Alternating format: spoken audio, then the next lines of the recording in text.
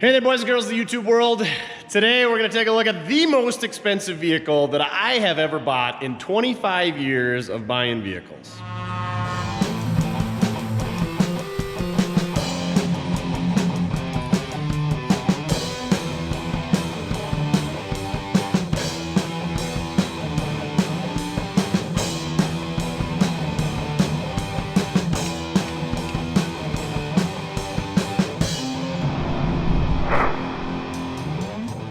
That's right, in 25 years of buying, selling, fixing, smashing, crushing, parting vehicles, what you're looking at behind me is the most expensive one that I have ever bought, and let me show you why I'm an idiot.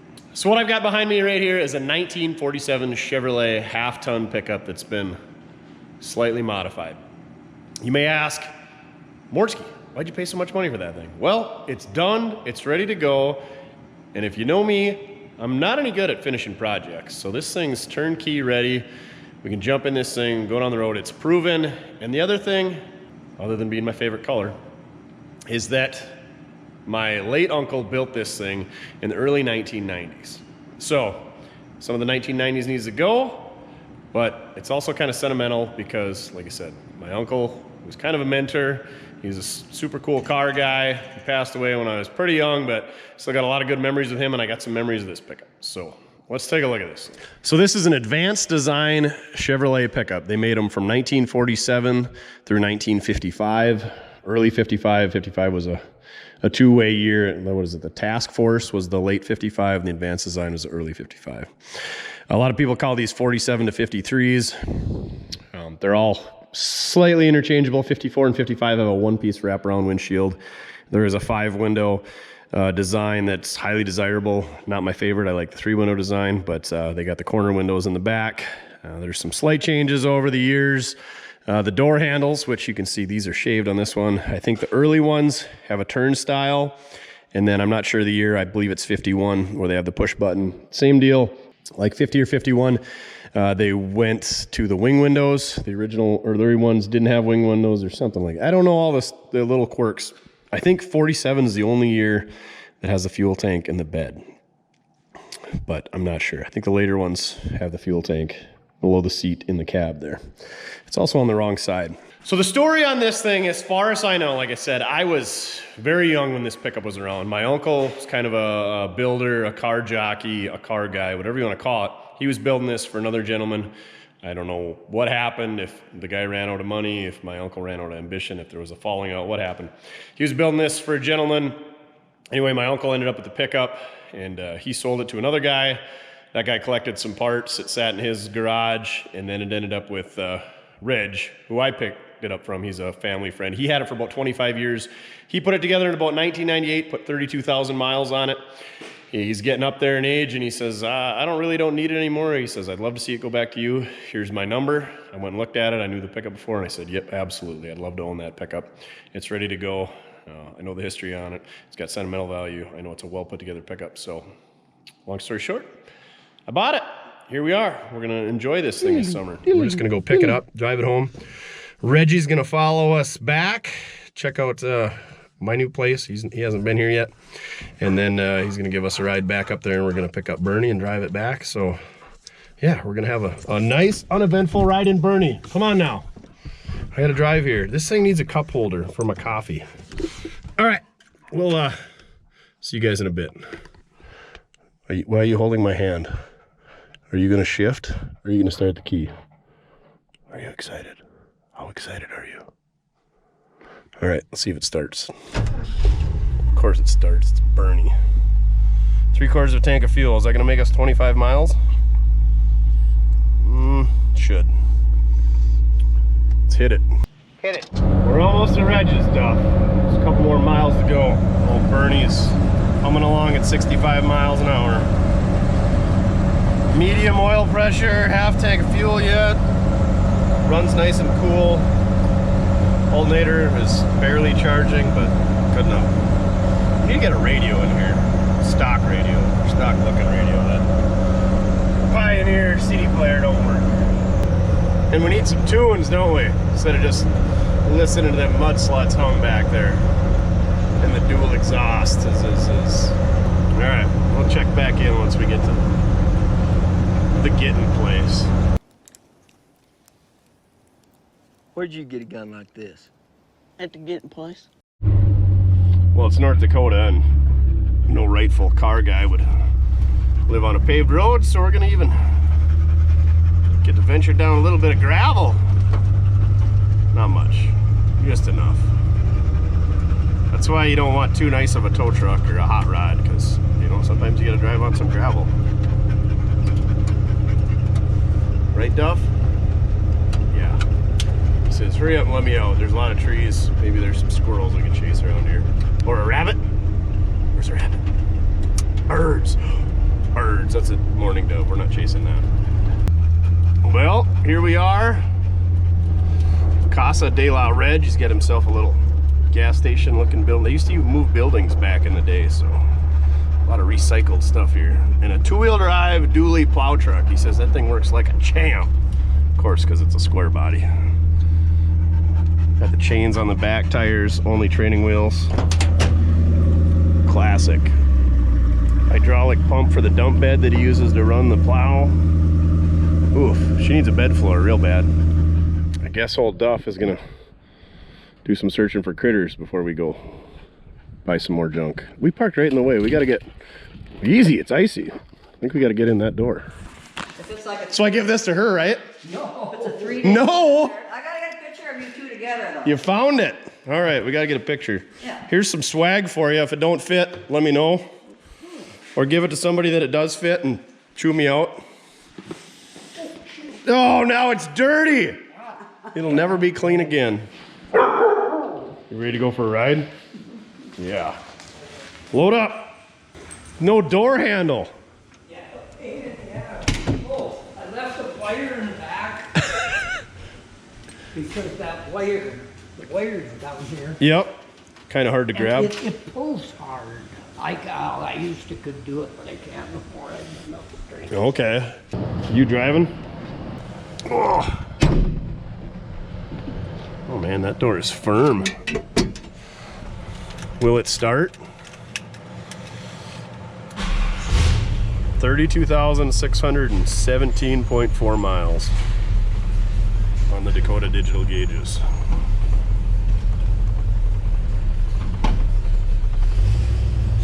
First drive of our new pickup, Duff. I lied, we didn't park in front of the wrong door. Exhaust sounds good, huh? All right, let's try not to get her too covered in snow and mud. He's got bugs on it from last year. Badges of pride. Oh, there he is back there recording us driving away. We're getting a picture anyway. What do you think, Duff? Is it Duff approved? We gotta go for a ride first, and then he'll know.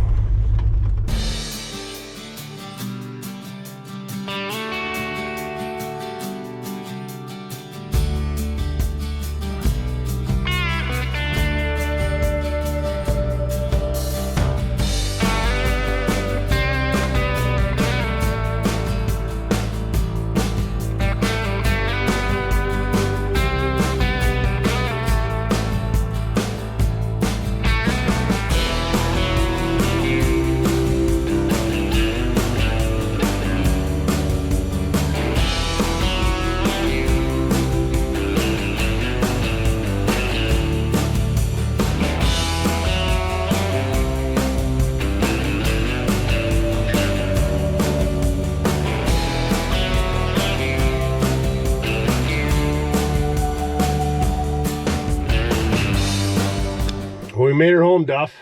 No issues. This thing drives so good. It's got a Camaro front end or Firebird, whatever, 70 to 81 was that second gen Camaro Trans Am Firebird front end. So it's got power steering, disc brakes, all that good stuff. Small block Chevy, automatic, 2-barrel, probably straight out of a 1981 3/4 ton Chevy pickup. It's got an automatic. I believe it's a turbo 350. It's got a leak. We got to address that. And then the rear end, Reg thought it was out of like a Buick or something like that. I don't know why he thinks that. 4 3/4 bolt pattern, goes up and down the road, phenomenal. Yeah, it's got air conditioning in it, it's got a CD player, it's got Dakota digital gauges, but yeah, let's show you this thing. So it was kind of the thing to do back then was to do away with the chrome. So they painted the bumper, they painted the grill. I'm not sure if this strip was supposed to be painted or not, but anyway, it's painted. It's starting to bubble out some rust. There's a screw holding it on there. The gaps aren't phenomenal because I'm sure the hood hinges are completely and utterly wasted. They Frenched the headlights. They put these cute little turn signals in there. Other than that, Frenched in this antenna here. Frenching, I guess, for those of you that don't know, it means like recessing it or smoothing it out. So they recess this round tubing in there and put the antenna in there. I don't know if it's a power antenna that goes up. I really don't know a ton about this pickup. Reg gave me a number and I said, okay, I want to own it. Same thing with the headlights. There should be like a, whatever, piece that goes over here that you take off to take the headlight out. So now the headlights bolt in from the back side, or should. I guess we'll find out when we got to replace a bulb. But they blended that extension housing on there. It's got Weld racing wheels. These things were super awesome in 1992, 3, 4, 5. These things are dated 12 of 1992. These are Weld Prostars. These things need to go. Even Reg said that. He said they were on there and they work good, and your uncle put them on and he knew what he was doing, so I just left them on all these years. It's got these vents on the side. A lot of guys will fill those. Same deal with this vent up front, fill that. It's got the V-butted glass on the windshield. It's got a little bit of rust bubbling out here and some cracks in the paint. It ain't perfect. We got to work on the door poppers. It's got some key fobs. We got to do a little adjust in there. Running boards aren't all scratched up from people climbing in and out. I know my uncle was super quirky about that and slamming doors. It must be where I got it from. Reg was probably the same way because there's not a lot of scratches in these running boards. Kids especially like to climb on them. I don't know what this hole is for, but nobody ever filled that when they painted it. The bed wasn't in it when I remembered as a kid, so Reg put that in there. Reg said it was set up for mini tubs, and he put these mini tubs in there. So what I remember of this pickup was probably in about 1995. I was 10 years old. My dad had a rental house. My uncle was living there. This thing was in the backyard. I had to mow there. Every time I had to mow, I either had to blow grass right into the side of this thing because I didn't care. It was in my way. I just wanted to get my mowing done. Or I had to jump in this thing and get her started and move it out of the way so I could mow there and then move it back to where it was. So I remember moving this thing many times, about 20 feet at a time, back and forth. And this thing was running and driving back then. Like I said, pretty much, I think it just needed running boards put on it, needed a floor in it. I think it needed probably a little bit of wiring, some lights. In the interior, I think there was a seat in it, but yeah, it was a pretty sharp pickup. It was just kind of sitting, rotting away in the yard. I don't have a lot of fond memories of it, but I remember this pickup being there and moving it. It had these wheels on it. And so yeah, it's just a really great driving pickup. It's a lot of off-the-shelf components, so it's easy to maintain, easy to get parts for, easy to modify. You know, I could buy big brake kits for this front end. I could buy tubular control arms. There's all kinds of wheel pattern options. It's a small block Chevy, so you can do, possibilities are limitless with that. It's got air conditioning, so awesome for driving around in the South or up here or wherever. It's got a CD player in it, so you can crank the tunes. It's got a really comfortable seat. I just want something that was ready to go and drive. It's, like I said, a 25-year-old build, so it's got plenty of blemishes, so Duff can ride with me. I can haul stuff in the back and not feel bad. It's not a show queen, a trailer queen, what have you. And we're gonna do a few things to make it our own. We're gonna, knock the 1998 off of this thing. We're gonna spend a few bucks doing it, but we're gonna have something that's near and dear to my heart, and we're gonna have something that both Duff and I can enjoy, and we're just gonna get in it and go. No more of this spending all winter getting stuff ready and yada, yada, yada. We're still gonna work on those projects, but I just needed something to just get in, turnkey, go, because I'm not having a very good luck this winter finishing projects. We're better at buying stuff than we are completing it. So let's finish our walk around. It's got, I believe, like a metric rear end out of something. Again, 4 3/4 bolt pattern, 308 gears. He says it goes down the road great. It gets pretty good mileage. It's got about a 12-gallon tank in it, so you're not gonna cross the country, but It's good enough. They got rid of the chains banging around back here and put these carriage bolts in there so the tailgate's bolted shut. Reg would haul his kids' bikes in it and stuff, so it's got some battle wounds. The bedwood's showing its age. They kind of capped off the bed rails, kind of stylish. Reg made this rolled rear pan with the Frenched in 41 to 48 Chevy car tail lights. And then the license plate, I don't know why nobody ever filled that hole in, but it is there.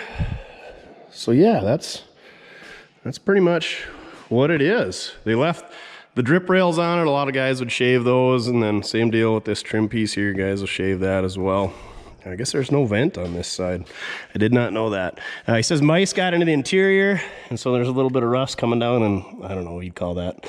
It's not really a cab sport, kind of the lower A-pillar. Duff's hanging out outside, enjoying the weather, so I gotta open this hood myself. You can see it's still got all the bugs on it from last year. Reg is wearing those with a badge of pride. She's got a chip there and a chip there. They did a pretty good job of smoothing the firewall.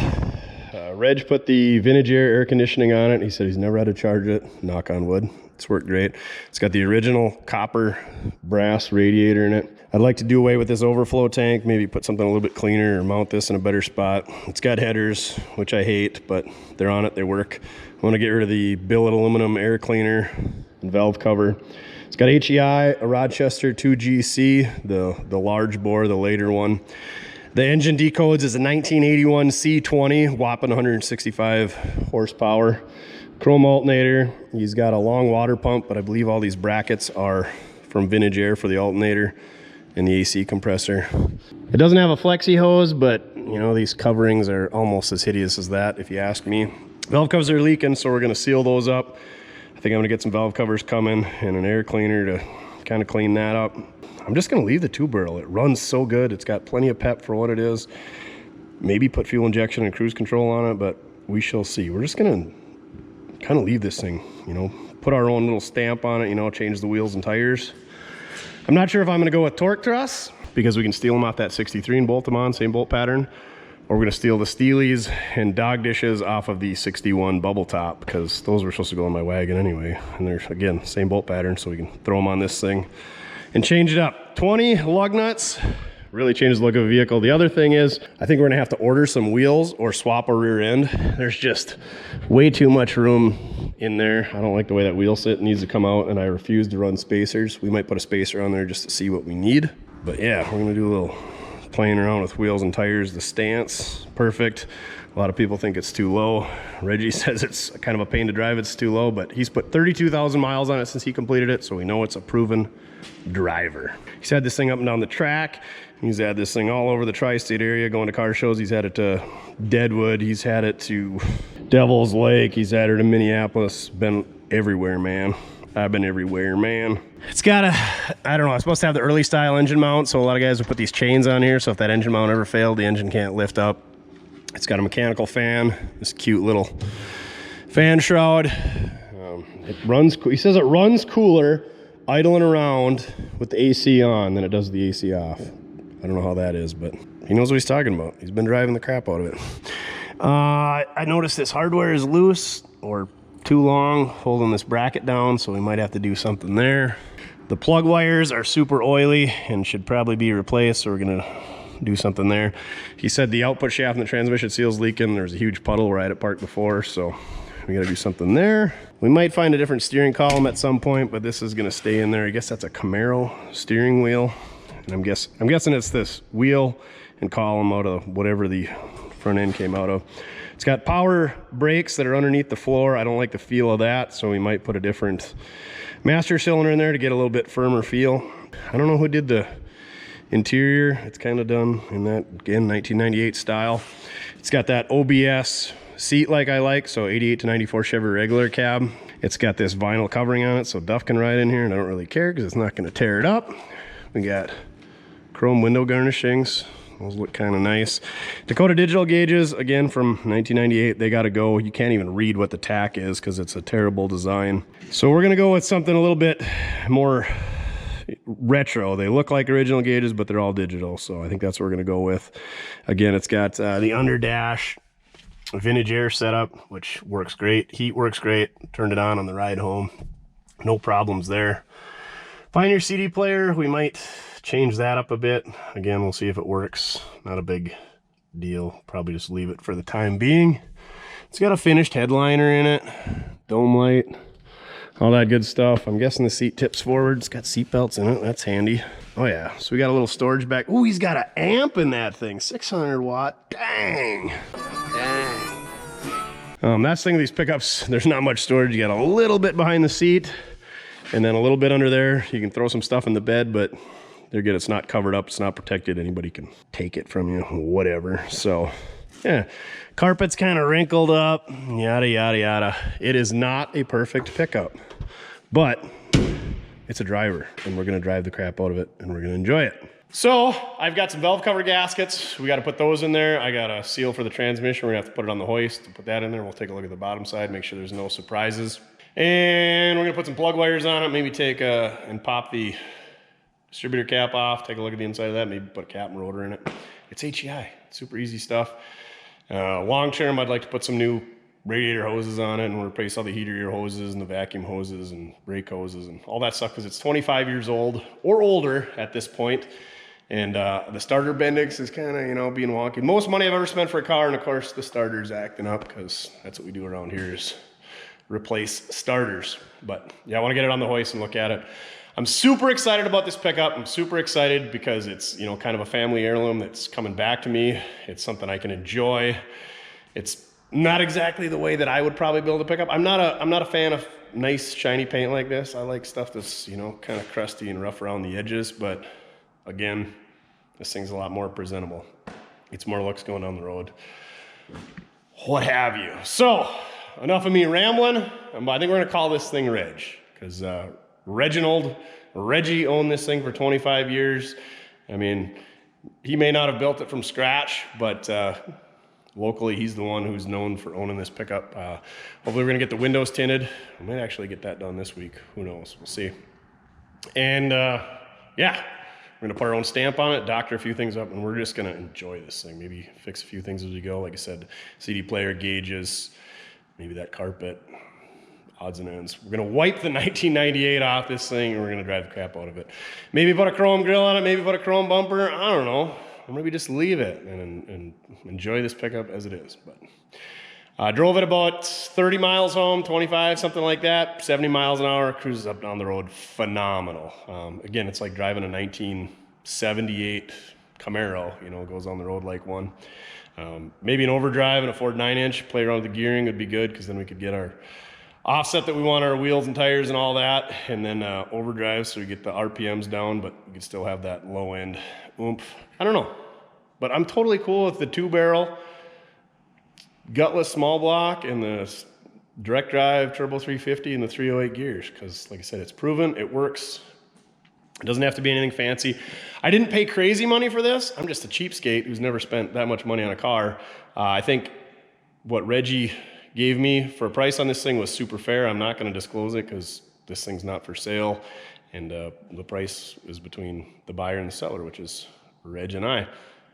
But I can't build it for what he charged me. I don't even know if I could paint a car for what he gave me for a price on this. So appreciate Reg and his family for passing this on to me. I know they enjoyed it and they had a tough time getting rid of it, but they just knew it was time to let it go and they thought it was going to the right person. So I appreciate that they think that highly of me. So yeah, enough rambling. I'm going to go grab those parts and we'll start swapping some stuff on this thing. First things first, let's fix those leaky valve cover gaskets because there's no point putting new plug wires on just so they can get covered in oil again.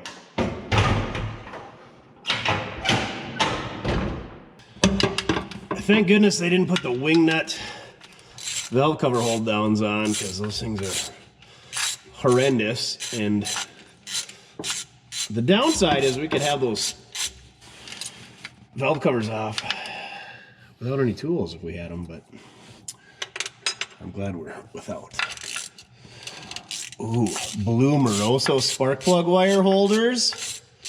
Looks like an aftermarket low car throttle cable. All the goodies underneath here. Doesn't look like the header gaskets are leaking yet, so it's just a matter of time, I guess. And it hasn't burnt any of the spark plug wires off. Oh, the braided line over the PCV. Hopefully these are just standard length HEI plug wires. I'm guessing the 1980 pickup had a little bit different wires than these. But I'll show you what we got going on here. Again, these plug wires are made out of rubber. Rubber breaks down over years. And this one's had a bunch of oil on it, so that's no good for business.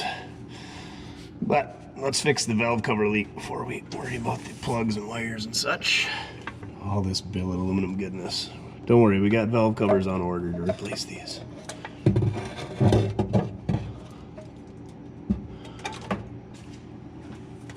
We got our SS5 Super Scraper. We're gonna clean up this old cork gasket. Get your Super Scraper at mortske.com. Oh, we aren't even gonna need a scraper. Oh, yeah, right up here in the corner. The best scrapers money can buy. What part number are these heads? 882s? Super clean under there. They are 824s. 482, 824. I'm guessing this is a pretty low mile engine when they put it in here because it's really nice in here.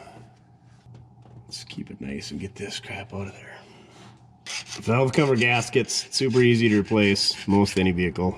Some of these late models suck getting at them, but if you're worried about replacing valve cover gaskets, you probably shouldn't be a mechanic. So get out there and fix those leaky valve cover gaskets. I know you got one in your fleet just like this.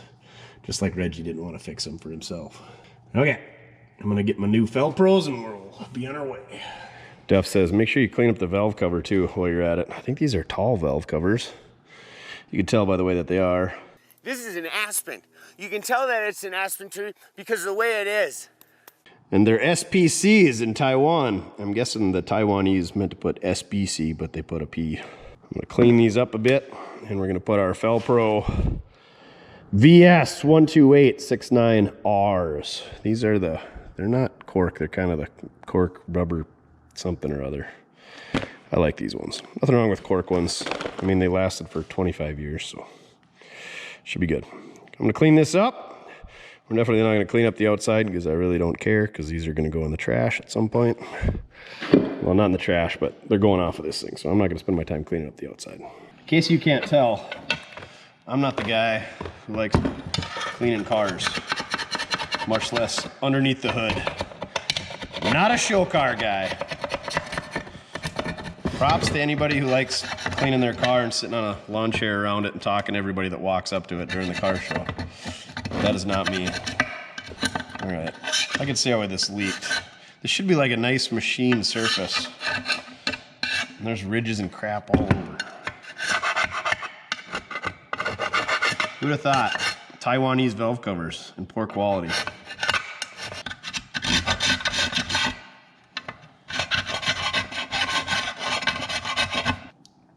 Give her a little whiff of the good stuff here before we wipe her down.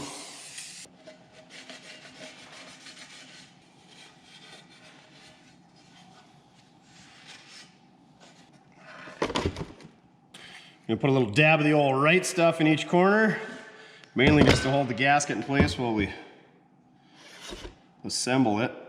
After that, it really doesn't do much good other than make the gasket that much harder to peel off.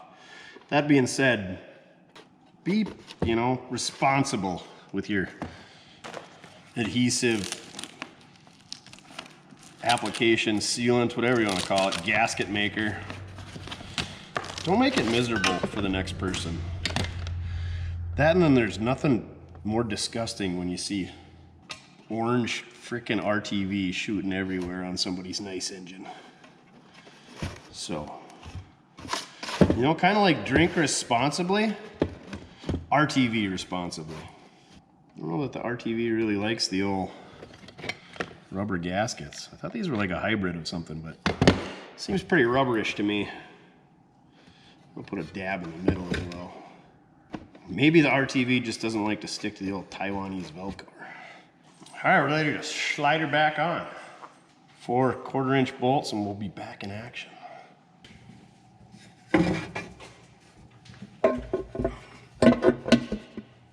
Your ears lowered? Yes, I did. Now you can tell me and Duff apart. Yeah. He needs a haircut.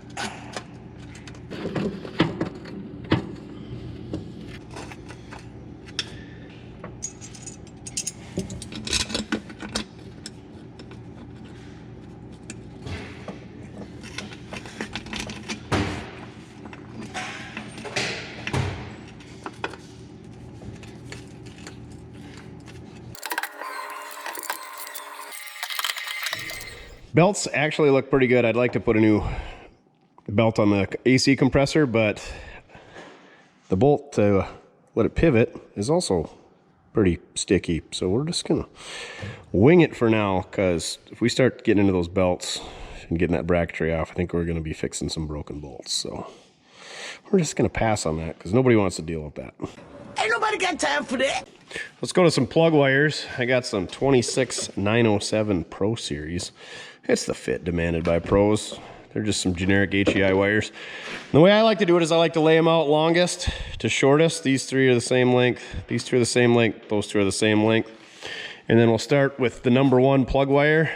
And the way I like to set these up is the number one should be, when you're at number one, the rotor should be pointing at the cylinder number one. So, number one, if done the way I like, that should be number one. And I think that's the way most people do it. Sure enough, it's number one. Or you go from longest to shortest, which will be your number 1 and 2 cylinders. So let's start with number 1 and go from there. Riddle me this. Reg is a big GM guy. He's got all GMs. Drove GM race cars back in the day. I just drove this thing 25 miles home. Ran great. The firing order is all screwed up though. Don't ask me how. So here's number 1, where it should be. And GM firing order is 1, 8, 4, 3, 6, 5, 7, 2. 1 is on driver's side, 8 passenger side, 4 passenger side, 3 still on the passenger side, 6 passenger side. So all 4 of those are the passenger. I bet he put an aftermarket rotor on it. Cap, I mean. I bet he's got an aftermarket cap, because 1, 3, 5, 7 all on this side. And then on that side, he's got 2, 4, 6, 8. So you got, yeah, so your wires aren't all crossed up. So we're just gonna put the wires back on the way it should be. Yeah, that's pretty freaking nifty. That's pretty freaking neat. I could have got myself there if I would have mixed her all up. There again, if we put a different cap on it, they would be laid out different. But we're gonna take these plug wires. Let's just open the cap and see how it looks before we get too crazy. But yeah, 1, 3, 5, 7 is all on this side. Huh. I know I've seen them before, but yeah, it's kind of like the, what, TBIs and Vortex have those on it. But they shoot out the side. A little bit different but the same. Just when you thought you'd seen it all, get this sweet billet oval air cleaner out of the way. Barf. And just for quarter turn screws or 180 degree turn screws, half turn screws, holding our cap on. Also, I noticed he's just got regular spade connectors for the tack and the battery. So we should probably swap those out with the correct connectors as well. Let's see how everything looks under here. Red is battery, don't forget. And black is tack. Sure enough, aftermarket cap. You can see all the copper straps go in different directions. Bad news is it needs to be replaced. She's pretty carboned up. Same with the rotor, so we're gonna start from scratch here. Oh, one of the clippy-doos on our HEI connector is bad too. Busted. Story of my life. Most money I've spent on a vehicle ever, and it's all the little stuff that needs to be fixed.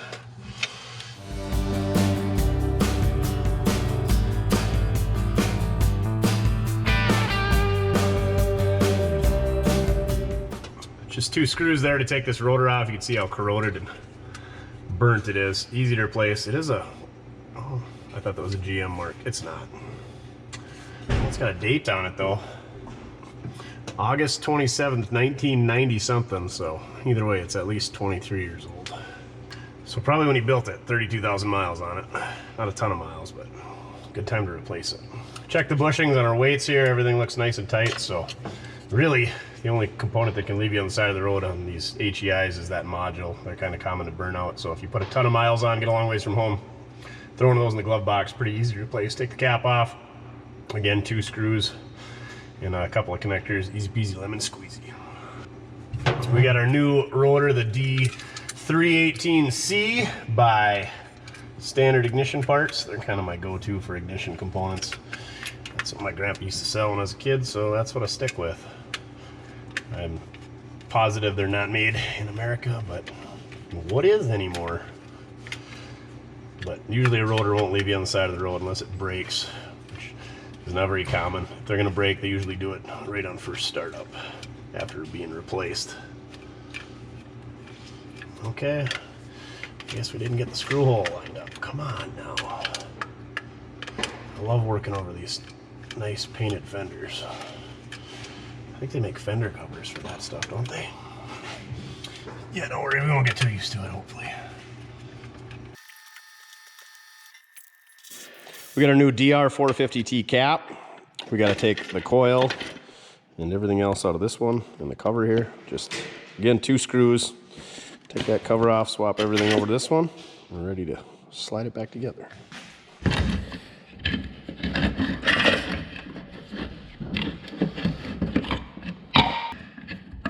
Now would be a good time to replace the coil, but they go bad one in about 643 billion times, so just reuse the old one, you'll be fine.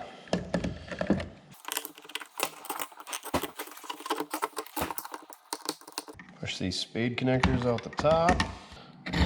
Come on, coil. You'll be fine.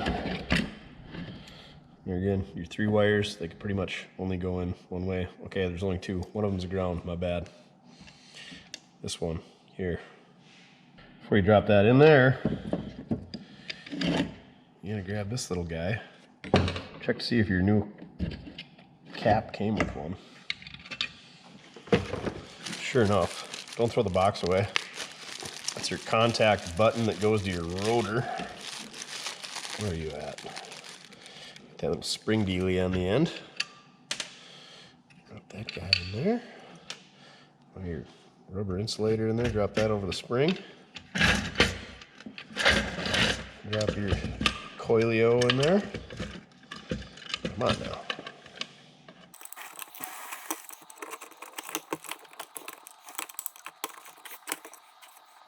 Looks like that hole isn't quite punched through. We'll fix that. Got it. Quality control. Here I am bragging standard up. There you go, that connector just goes to your ground, which goes to a screw, which grounds out the coil. Tighten these 4 screws back up.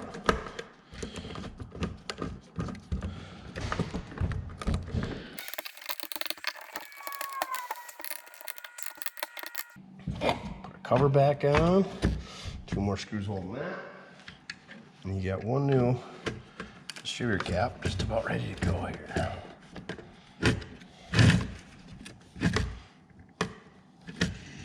Take a screwdriver. These are those half-turn screws. Push them in, turn them so they're facing out before you get started. And you're ready to rock. So these 3 pins right here, that's your connector going to your HEI distributor.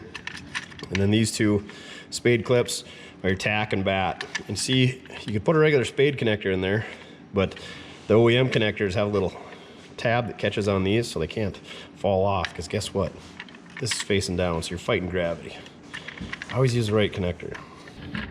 She's ready to slap back on though.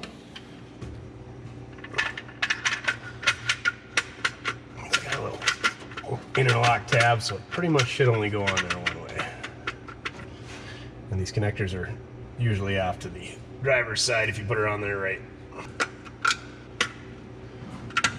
And these back ones, These back two can be a real pain to get at once in a while if you're tight against the firewall.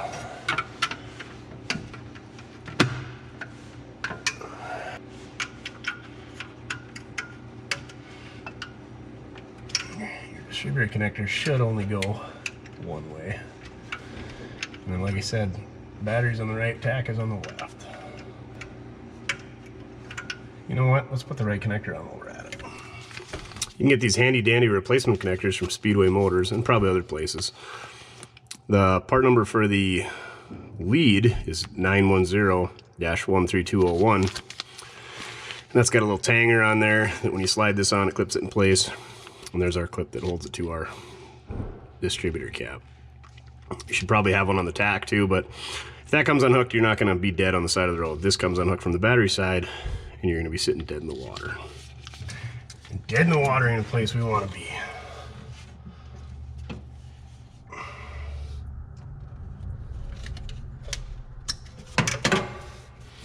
Here's the regular spade connector that Reg had on there, and a lot of people do, but I'm a firm believer in not having that wire come unhooked. Comes from the old derby car days. Somebody hits you and that thing falls off and you don't win any money that day. Yeah, don't let that happen to you. Or be on the side of the interstate because of it. That's almost as bad.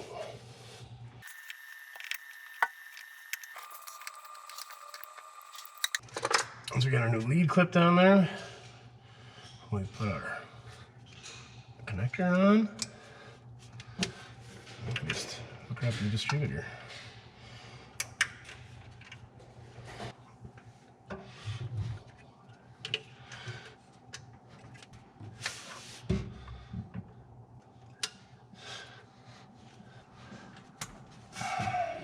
We got all of them done on that side except for number one, because we're going to need a really long one, and that kit didn't come with one.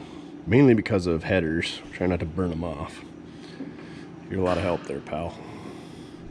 Let's go ahead and get the passenger side done.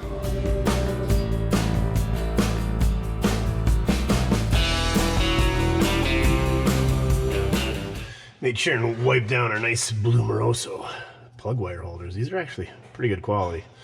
And they're blue, so at least they're not red or yellow.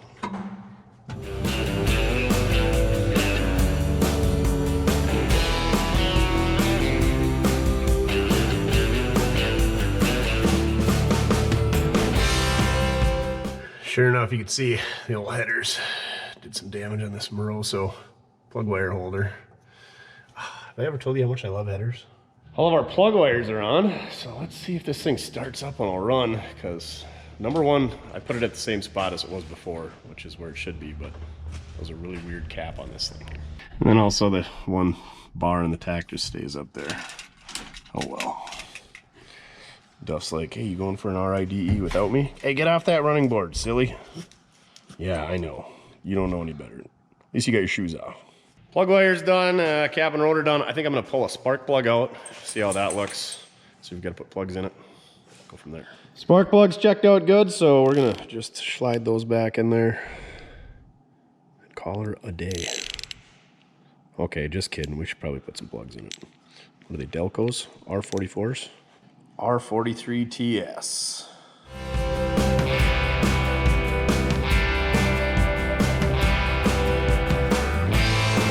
Ah, the joy of headers. Makes changing spark plugs the simplest task that much more difficult.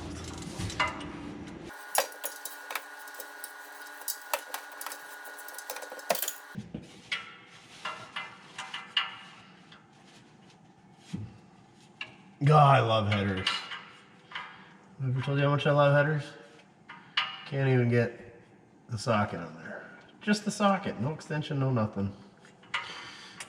You know what, let's use a wrench, because everybody wants to use a wrench to change spark plugs. So this right here is one of the reasons I massively despise headers. Having to use a wrench to get the spark plugs out. You took something as simple as changing spark plugs and require to use all kinds of different tools and specialty tools, and oh, I know, and then they make little short stubby spark plugs just for headers, and burning off plug wires and leaking and rusty, and they never fit. But this, why am I using a wrench to take spark plugs out? Shame on you for putting headers on anything. If you don't have headers on anything, I commend you for staying loyal to the old cast iron manifolds. Or cast iron headers are great too. But second spark plug in and we're already getting out silly tools. Sorry, Duff, rant over. Carry on. You know what really grinds my gears? You know what really grinds my gears? Yep. Never fails. Oh, and then you gotta buy special bolts to put your headers in. And you gotta buy, oh, headers don't leak, you just gotta use the special gaskets. Nope, the special gaskets leak too. And then you gotta make special adapters so you can put your power steering pump on there. And at the end of the day, in this instance, we've got a 165 horsepower small block with a 2-barrel, and it's not making any more horsepower with these headers. Oh my gosh. And they get all rusty and they look, oh, you gotta use the special coating though, then they don't look terrible. Yeah, whatever. Or you gotta buy the expensive stainless ones. Because just what I want to do is buy some expensive stainless headers and then smack them with a hammer so that they fit. Because they never fit. I don't care if you buy the expensive headers that are for your application, they never fit. Never. I was just talking to somebody last week that did that. Bought expensive headers and was bashing on them so that they would clear. The good news is our new champion RV12Cs, they're gonna last us 100,000 miles. We're never gonna have to change plugs again and deal with these headers.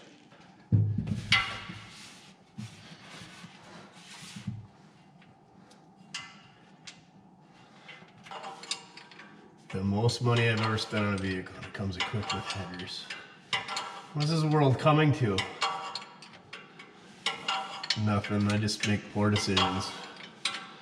Financially and vehicle-wise.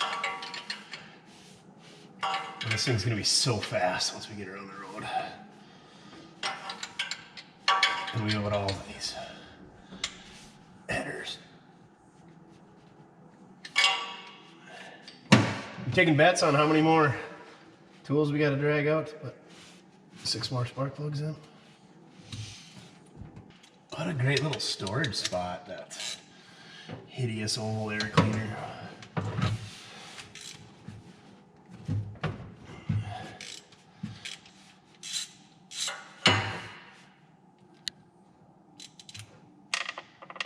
So that's really the advantage to doing all this stuff right when you buy a car is, you know what you got for plug wires, you know what things you need to address, like the hardware on the front pulley accessories and you know, anything rubber or ignition wise, or you know, the electrical on that distributor.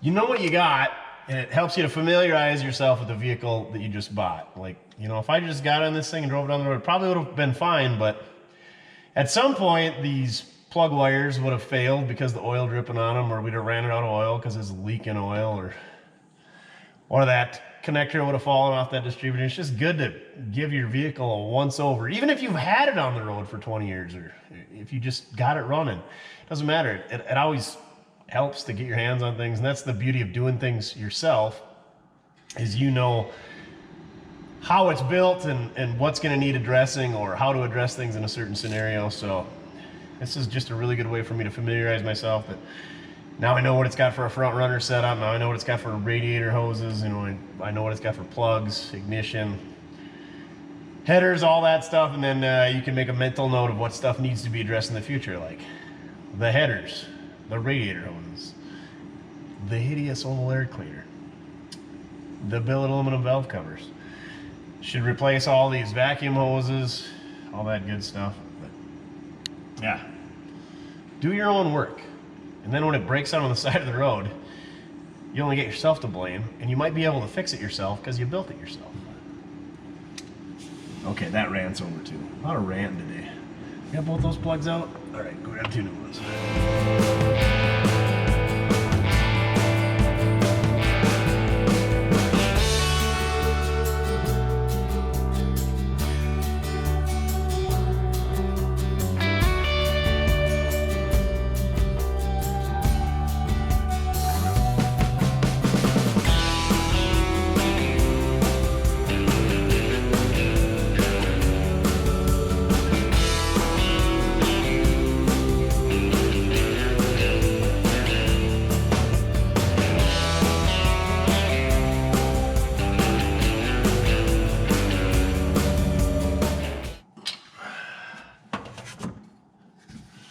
Only had to use the wrench on 3 of them.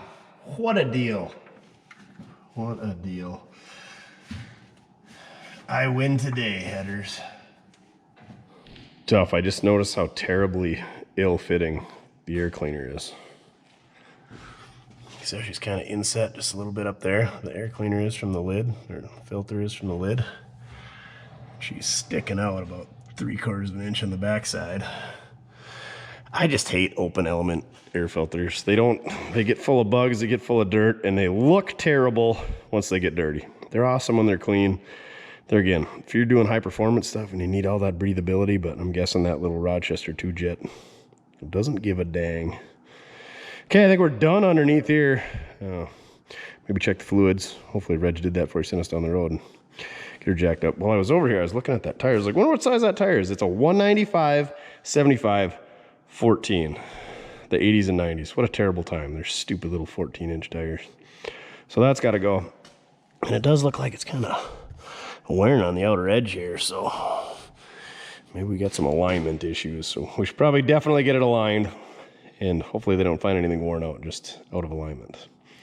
But who knows, maybe we need to do some ball joints and control arm bushings, all that good stuff. Maybe we should just hit up QA1 and get some fancy shocks and control arms and a quick ratio steering box.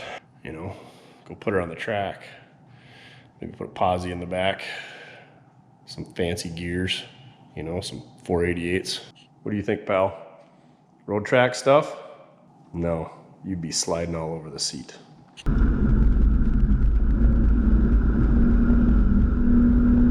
So after our quick little tune-up there, it's kind of one of the first nice days of the spring. It's about 50 degrees out, 7 o'clock at night, so we got a little bit of daylight. We're gonna go take this thing for a rip. I did check the tires. The left front tire isn't wearing funny, but that right front one is. I didn't look real hard for a date code because that wasn't going to keep us from going for a ride. We're swapping them out anyway, but they were all a little bit low. I should have checked those before I bought the thing, but yeah, it's just a good thing to familiarize yourself with. I should check the lug nuts, but like I said, we're taking these wheels off. Duff's like, quit talking and take me for a ride. I did notice the choke is wired wide open. I suppose they were having issues with it flooding out, and they only really drove it in the summer, so probably wasn't a big deal, just a little bit cold-blooded. So that's something I think I'd like to address. Just, you know, one less thing or whatever to annoy you driving it. Yeah, get rid of that cold-bloodedness. But anyway, let's go for a ride, Duff says. Because yeah, it is definitely cold-blooded, isn't it, Duff? We need to get some petrol.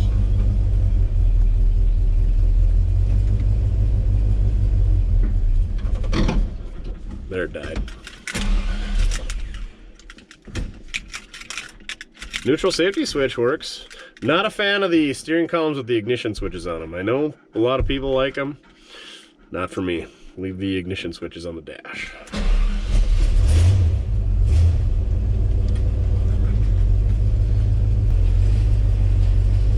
The only bad part is we got mud puddles everywhere, don't we, Duff?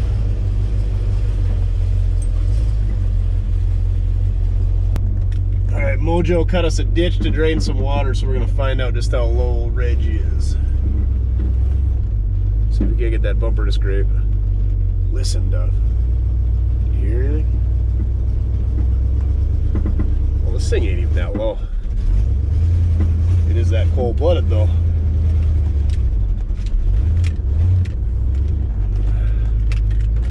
Let's go find the petrol pumps. Spring is finally in the air. Let's talk a little bit about buying old cars. Things to check. Do a little research online. Find somebody who's got a car like what you want to buy. You know, if you're looking at a 55 Chevy, go find somebody who's got a Tri-5, or reach out to somebody like DD Speed Shop, or yeah, find somebody on YouTube. Ask them, send them an email like, hey, what's the spots to look for, you know, rust in the body, rust in the frame, you know, do I look to see if it's got the stock bench seat, you know, because to me on a Tri-5 that makes a difference if it's got the right front bench seat. If it's a long ways away, try to find somebody closer to go look. I mean, I always say look at a car yourself, but that was the elf from Guelph. What are you about to do? We're about to whip some cookies in the old 372 beat. Come on! But if if you can't get there, and you know, if it's a screaming hot deal, find somebody close by to go take a look for you. Because, I don't know, just pictures on the, I know so many people who've just bought cars and had them shipped. I've sold a ton of cars that way, you know. I'm not saying everything I got is gold, but I'm pretty clear on the internet what I got for a vehicle, so there's not many surprises when people buy something from me. You know, the long walk-arounds, some people think they're boring, but it's like, hey, that's, at the end of the day, I gotta sell this car at some point. Can't keep them all. Not this one, we don't have to sell this one, but that kind of shows the prospective buyers what they're getting, you know, is the suspension shot, is the interior all doused out, you know. I show like every whiskey dent and rotten cab corner and quarter panel that I can. Man, this thing drives good. A little bit of wind noise over there, so maybe we'll have to look at some door seals, but for a, what is this thing? 76-year-old? Yeah, 75, 76-year-old pickup. It's pretty airtight. Buying cars, yeah. Like I said, try not to get it shipped. Shipping is a pain. A lot of damage I've heard happen in shipping. Make sure you got insurance on your end, or the incumbent, and the shipper's got insurance.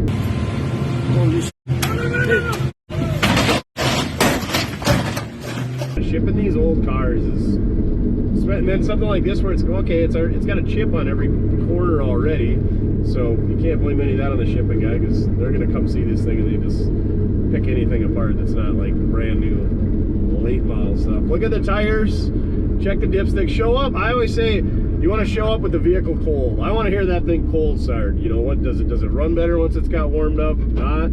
That being said, also run it through its paces, take it around. Rip on it a little bit, you know, like, to be honest, if that tranny slips when that guy's ripping on it, you want it to slip when you're ripping on it and be like, hey, this tranny is juiced out, or a silly noise in the rear end, you know. Jack the brakes a couple times, make sure it doesn't dart one way or another when you hit the brakes.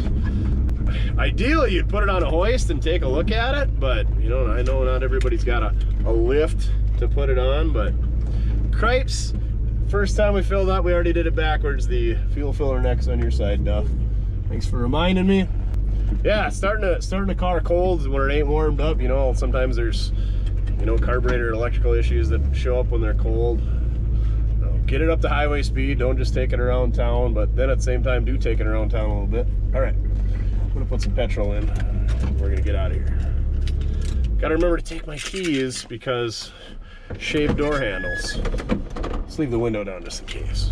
10 gallons, 9.987. Anyway, yeah, fill the car up with gas. It pukes out the side. That's another thing to check out. I know you don't really want to give a prospective seller a full tank of fuel, but found out this thing pukes out the side when you overfill it, obviously, and it spills on that kind of filler between the running board and the cab. And when I was wiping that off, I noticed that's kind of flopping around there. So that's something that you'd notice on a really solid test drive by filling up somebody's tank. Another thing is washing a car. Like, I know it's kind of sounds silly to wash somebody else's vehicle, but that's when you notice all the body damage and the scratches and the imperfections and flaws in the paint, is when you wash something. So, you know, like I said, it sounds silly, but hand washing a car, like, I would have noticed that panel over there. I'd notice the scratches in the tailgate. You know, you'll notice damage and nicks in the rim. So, yeah, something else to kind of look for. Look for any like fresh work that was done. You know, if the valve covers look obnoxiously clean, like, you know, ask them if there's any recent work done and, you know, why they did that. You know, if one front fender's kind of freshly painted, like, you know, maybe get into a wreck with it. Ask people, you know, the history on it, but get people talking. You know, they'll tell you this stuff, but you just got to lead them in the right direction. You know, say, how long have you had it? Where'd you get it? When'd you get it? You know, what area was it from? Did it come from the south? You know, is it a car from up here that was only driven in the summer or whatever? You know, some stuff has some really neat history, and that can lead into, you know, guys saying, oh yeah, so and so had it before me, and he's the one who put that front end underneath it or whatever. And then ask any known problems. Like I said, Reg was super open to me. He's like, The wipers don't work because they're vacuum, never been a problem. We always use Rain-X. Transmission seal leaks. He's like, those wheels, he says it's got new tires in the back. The battery's a few years old, but it should be good for, you know, a few years. It's got too small of a gas tank, you know, stuff like that. He's like, the AC is awesome. He says it doesn't push any heat, you know. And sometimes you're gonna get people who flat out lie to you. You know, they'll sell you a car with heating issues and totally lie right to your face that, oh no, that wasn't an issue at all, you know. So, but there again, you gotta ask the right questions. Crawl underneath the vehicle, you know, check for any leaks, you know, ask if, you know, where they've been parking. There again, if it's cold and it's been sitting there a while, crawl underneath before you start it up. You're gonna notice, you know, any puddles where it's maybe had some leaks and stuff like that. Hey, we're gonna need a Mount Mortske update. There is just water flowing everywhere. Like I said, it's 50 degrees today. It was in the 40s yesterday. We have a ton of snow and it is melting fast. I don't know when Mount Mortske is going to touch the ground, but it's getting up there. Well, there again, filling all that, the fuel tank says 78%, you know. I guess with it gushing out there, I thought it would be at 100 or close to it, you know, at least in the 90s, but 79, maybe it just takes that long to creep up there. I told you how much I really don't like these gauges. Nothing against Dakota Digital gauges, just these, they're really dated, and I can about imagine driving at night with all these numbers flashing at you and stuff. It would be super great. Like I was saying before, Reggie said he didn't like the feel of the pedal. He said the brakes were good, and I agree. This thing slows down nice. The pedal maybe pulses a little. We could probably turn the rotors, but the pedal is just, it feels soft. But I mean, like, it feels like there's air in the system, but I know there's not air in the system because it's slowing the vehicle. It's grabbing, but it just doesn't give the feedback, the feel that I want. I don't really like the way the tranny shifts either. I don't know. This thing doesn't have a TV cable. It's just a regular kick down, but I feel like that could use some adjustment. Or maybe we're just low on transmission fluid. Long term, I don't want to tear into this thing because it works so good, but after driving that crew cab dually with the LS and my dad's crew cab Buick with the LS, I really think LS's and overdrives are the cat's pajamas. As you can tell, I'm not an open hood guy, so LS's are ugly in my opinion. There again, that's just my opinion, but they work so good. Cheap, reliable, horsepower, and there's like limitless upgrades. Duff's like, yeah, tell them about the LS's. Duff likes LS's, and I get it, it's not for everybody, but we had so many comments on the crew cab video about people like, yeah, ever since I swapped my Corvette, my 3rd gen Camaro, my whatever 48 Chevy pickup, they're all, somebody said a 60 to 60, 6010. It's just amazing how nice it drives. Well, Duff, your window's down. That's why the wind is whistling over there. Oh man, this thing's so much more quiet. Let's turn the heat on. The defrost. Duff's frogging up the window. She's running 175 degrees.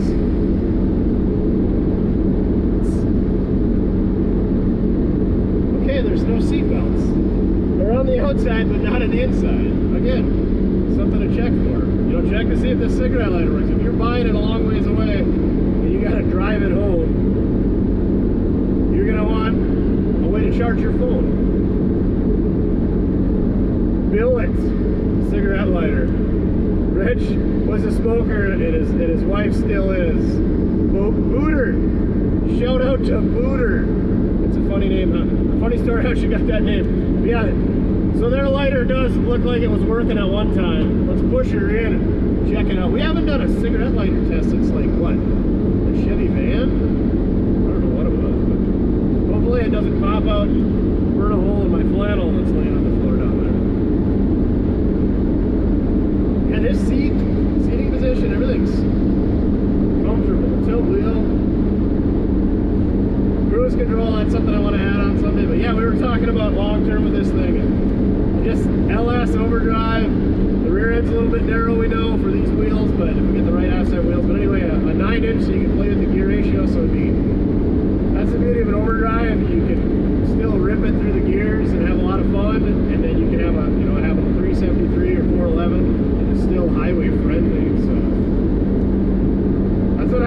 just your bulletproof combination. The same thing my dad's car's got. You know, a quick performance 9-inch, a nice 4L60E, and then a 5.3 or a 6.0 up front, just stock, maybe a cam. Hook the AC back up. This thing would be super good, right, Duff? Hook up the cruise control. Yeah, I mean the suspension's good. What else? Oh, buying a car. Take somebody with you. You know, it's good. You know, you get all excited. And if it's a lot of money, it's not a screaming deal. Sleep on it. You know, go check out the internet, talk to some people.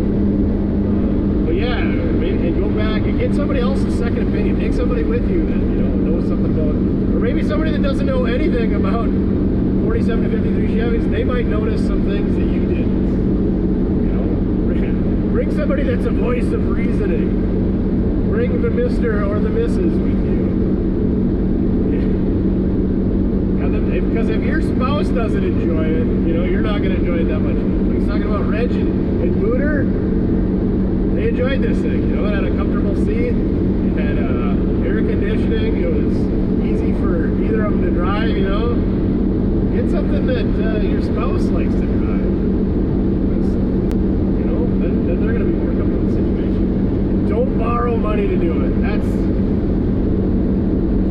I borrowed money one time to buy an old car, and it ended up fine. But if you can't afford the car, these things are money pits. I don't care how nice one you buy. There's always going to be silly things. Have a place to store it. It costs money to store these things.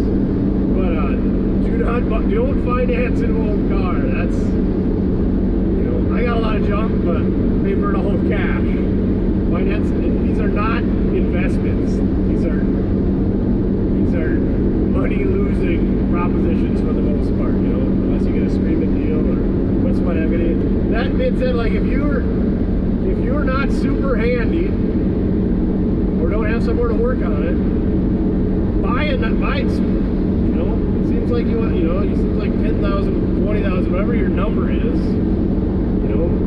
Save that money up to buy that done car, because the guy who built that done car, he lost money. So if you're buying that car for 20 grand, odds are if he did it all himself, he's got 25 or 30 into it, depending on when he did it, how long he's had it. But yeah, it's everyone thinks, I can't buy that $12,000 car. If you're gonna do a project, you think you're gonna buy that, build it for 12 grand, buy the most expensive body you can, because it is super expensive to have body work done, and it's super expensive to paint.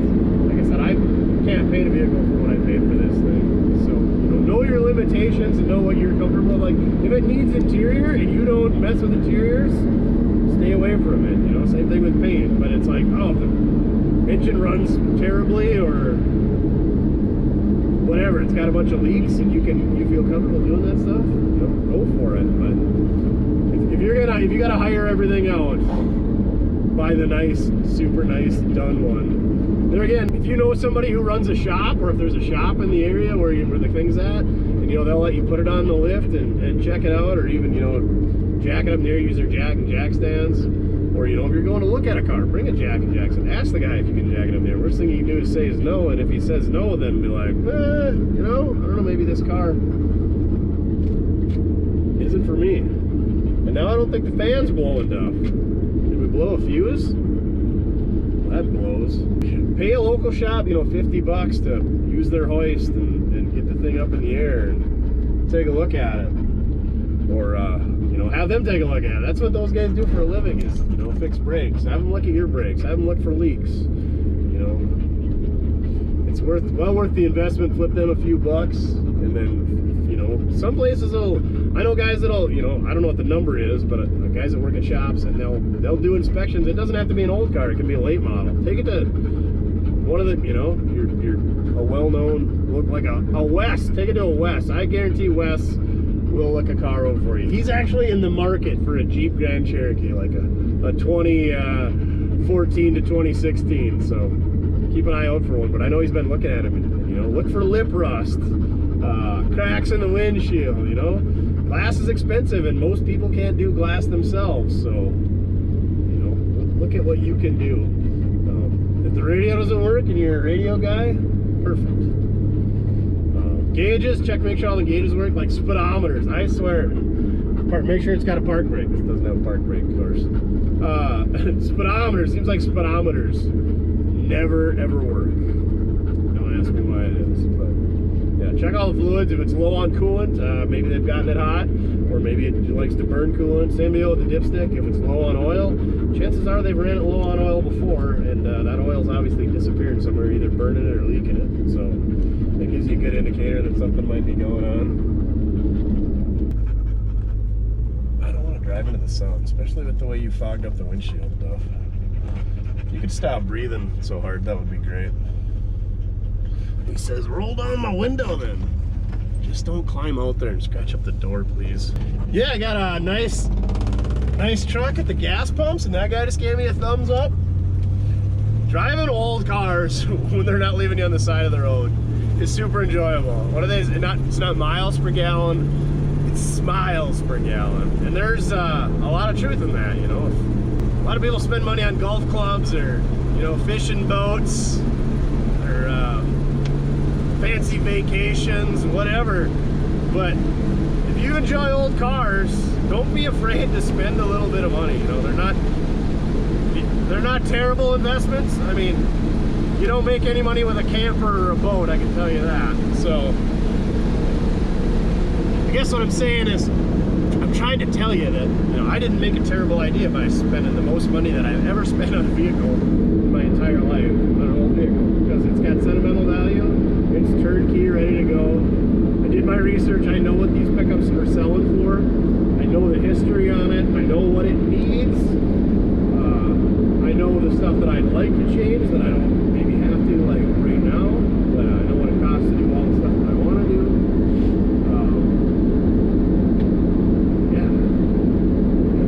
I'm just trying to tell you that, you know, it's all right to spend a little money on an old car. You don't have to build it from scratch.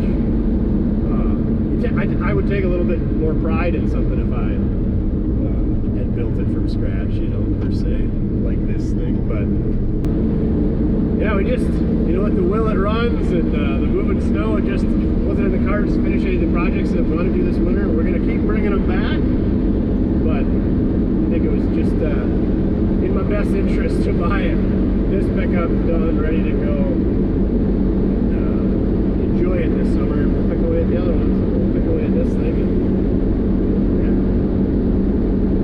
I'm not a complete idiot. Don't look at me like that. Yeah, nice tight steering, wheel doesn't vibrate, go straight down the road. Other things to look for, yeah, roll up the windows, see if you got wind noise. I should have just done a video on how to buy a car. We should do that. We should go test drive other people's stuff and be like, yeah, your radiator hose covers suck. Those wheels are ugly. And your air shocks and your side pipes and your peggers are idiots. And your chrome painted diff. I feel like we probably offend some people selling their stuff. No matter what you do, somebody's gonna be upset. I could have built this pickup from scratch, and somebody would get mad because I put, you know, I ruined that Camaro by stealing the front end and welding it under this. And I ruined the dash. Duff! There was 2 beamers. I'm pretty sure they were giant, and they were not muskrats, and they were not mink. They look like otters, but we definitely do not have otters here, do we?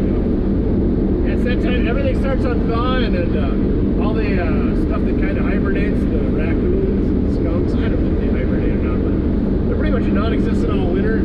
They like live in holes or something, and once everything starts thawing, it runs in their holes, so they get flooded out, and they come out like all drunk in the spring and end up getting hit on the road. Yeah, how sad is that? But yeah, the geese are flying into the sky carp are here. Canadian gooses and their Canadian deuces. So somebody around here got a problem with Canada gooses taking Canada deuces? Should we see if old Reg has got any pep? Oh yeah.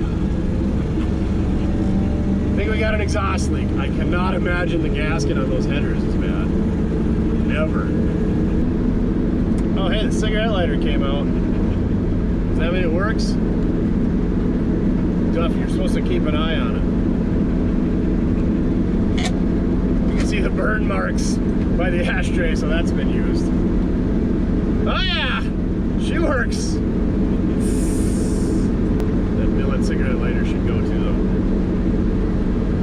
Billet, oh, it's got a billet headlight switch. I thought it was for the wipers, but that's up here on the dash. And that's plastic and ugly too. It's vacuum and they probably don't work. Yeah, check the lights, check the wipers. Can you find any stuff wrong? You know, use that as negotiating skills. Be like, hey, it needs a transmission seal. You know, I felt a shake. I took a 70 Monte Carlo for a test drive this past, well, about a year ago. We could feel like a vibration, and like I was gonna tell the guy to do burnout that I was riding with. I was giving him my opinion and whatever, his second opinion, and I was like, man, I feel like a thump, you know, in the passenger seat. So we stopped and got out, you know. I just turned around, I was gonna have him romp on it, you know, see if it had any power. And the tread was like, it had literally separated on the tires, you know. They were 35-year-old tires. They probably only had 10,000 miles on them. Like, if we would have pinned it, it would have no doubt wiped that quarter panel out. So, I don't know. I cannot reiterate enough. Good tires. I just feel like I don't care how nice they are, if they've been inside, how much tread they got. Like, it's rubber. It breaks down over time. You know, especially if it's been outside and seen the elements. And I don't know.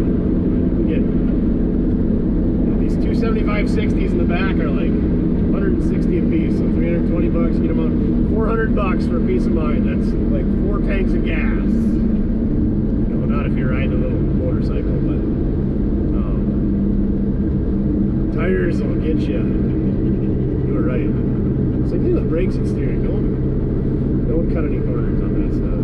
You know, if your drive shaft breaks, there you sit. But you lose your brakes or your steering, and you're gonna be hurting, and you might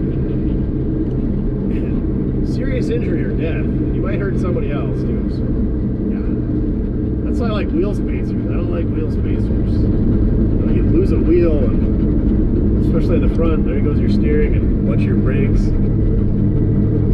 Bad news bears. Maybe the fan only works on. Well, it doesn't work on. What's all the? It doesn't work on high. Well, son of a biscuit. I have to look into that. Ah, Duff. Can it be summer yet?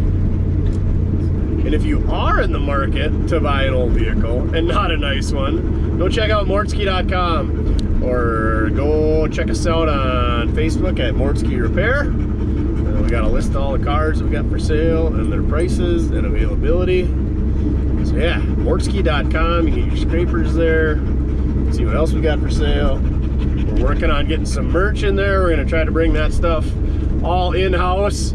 Right now we have a third party that handles it for us, you know, the shipping and stuff. We've always done the scrapers, but we're gonna try bringing some merch in-house as well. So we will definitely let you know when that happens, and hopefully you guys can help us out, and we can afford to keep doing stuff like this without losing the shop. But this one's probably going to cause us to lose the shop. Oh well. Might as well have fun doing it. Oh yeah, seatbelts. Fix those. We need to keep a running list. Bring a piece of paper, write all this stuff down. That's another tech tip. All the tech tips on buying a car. And don't email me and ask me like, I get this all the time. Hey, I found an 83 Chevy pickup. What's it worth? I don't know. What motor is it?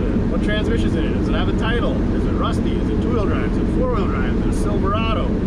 Is it Cheyenne? Is it a Bonanza? What wheels and tires are on it? Are the tires any good? Does it run and drive? There's the glass in it. How's the interior? Like, people are like, hey, how much is this car worth? I don't know. Pictures are worth 1,000 words. So if you want to know what a car's worth, send me a bunch of pictures. At the end of the day, it's worth what you're willing to pay. But cars that are stock, that are, you know, on condition, but like you start getting into this custom stuff, and then it's all over the world, the place, you know. Some guys will put S10 frames underneath these things. I mean, is that bad? I'm not saying it's bad, but like, you know, I guess I'd rather buy the pickup that has, you know, the Heights front end or the Mustang 2 than some, you know, old worn out S10. You know, when they put the S10 in it, they rebuild the front suspension, or is that front suspension got 250,000 miles, you know? What engine transmissions? Is it, you know, is it an overdrive? Is it fuel injected? Awesome. You know, so you got an old Iron Duke carbureted 4-cylinder and a 3 on the tree, like, it's probably not highway friendly. So, you know, like, do your research, see what's out there. God, I hate when guys sell cars like that too. Like, I got a 51 Chevy. Can I get some pictures? You know, got a title, some interior in it, glass in it. People on Facebook, I'm taking one blurry picture from 200 miles away. Or better yet, putting a picture of somebody else's vehicle on it. It's not even theirs. This is what it could look like, but it really isn't it. Yeah, gotta love the old Facebook. Just this week, my dad's like, hey, I found this on Craigslist. I'm pretty sure my dad is one of the only 10 people in the world that still use Craigslist. 4 of you are probably watching that use Craigslist. I haven't been on there in so long. I thought last time I was on there, somebody was saying they were charging to list stuff, and the scammers were getting so bad. But they're getting bad in the old Facebook marketplace too. Hey, can I get your cell phone number? Absolutely not. I just need to send you a code. No codes.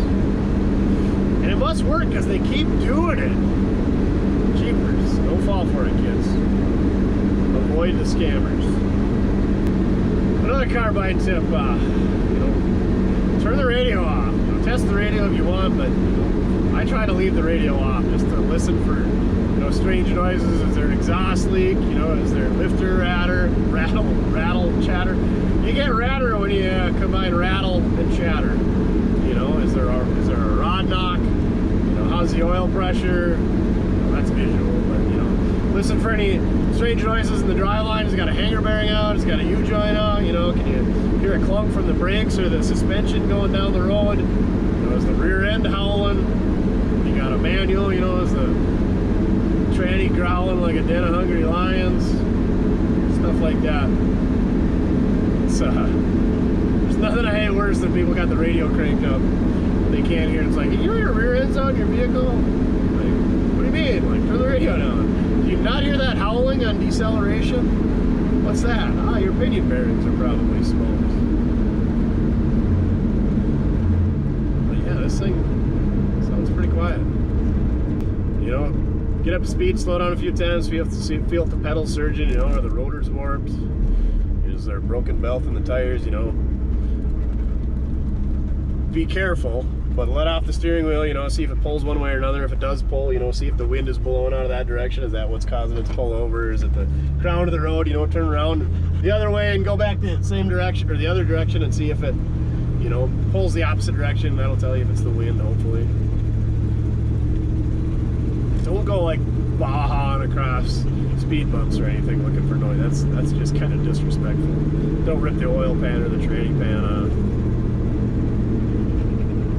You know, open the trunk, lift up the floor mat, you know, crawl around and look at the inner fenders from inside the trunk if it's a car, not a pickup. You know, open all the doors, make sure they all open and close good, check the windows, roll them up and down, check the heat, the air. You know, basically grab every knob inside the car, make sure everything works, you know, make sure your lights are working, wipers working, windows, power locks, all that stuff. I can tell you what, I'm going to be real sick of these shade door handles, I can tell you that. It's already been a pain.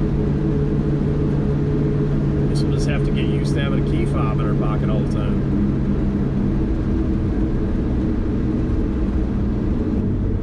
What else are we forgetting, Duff? What do you need to check? Let's see if the lights work. Looks like they're shining down there.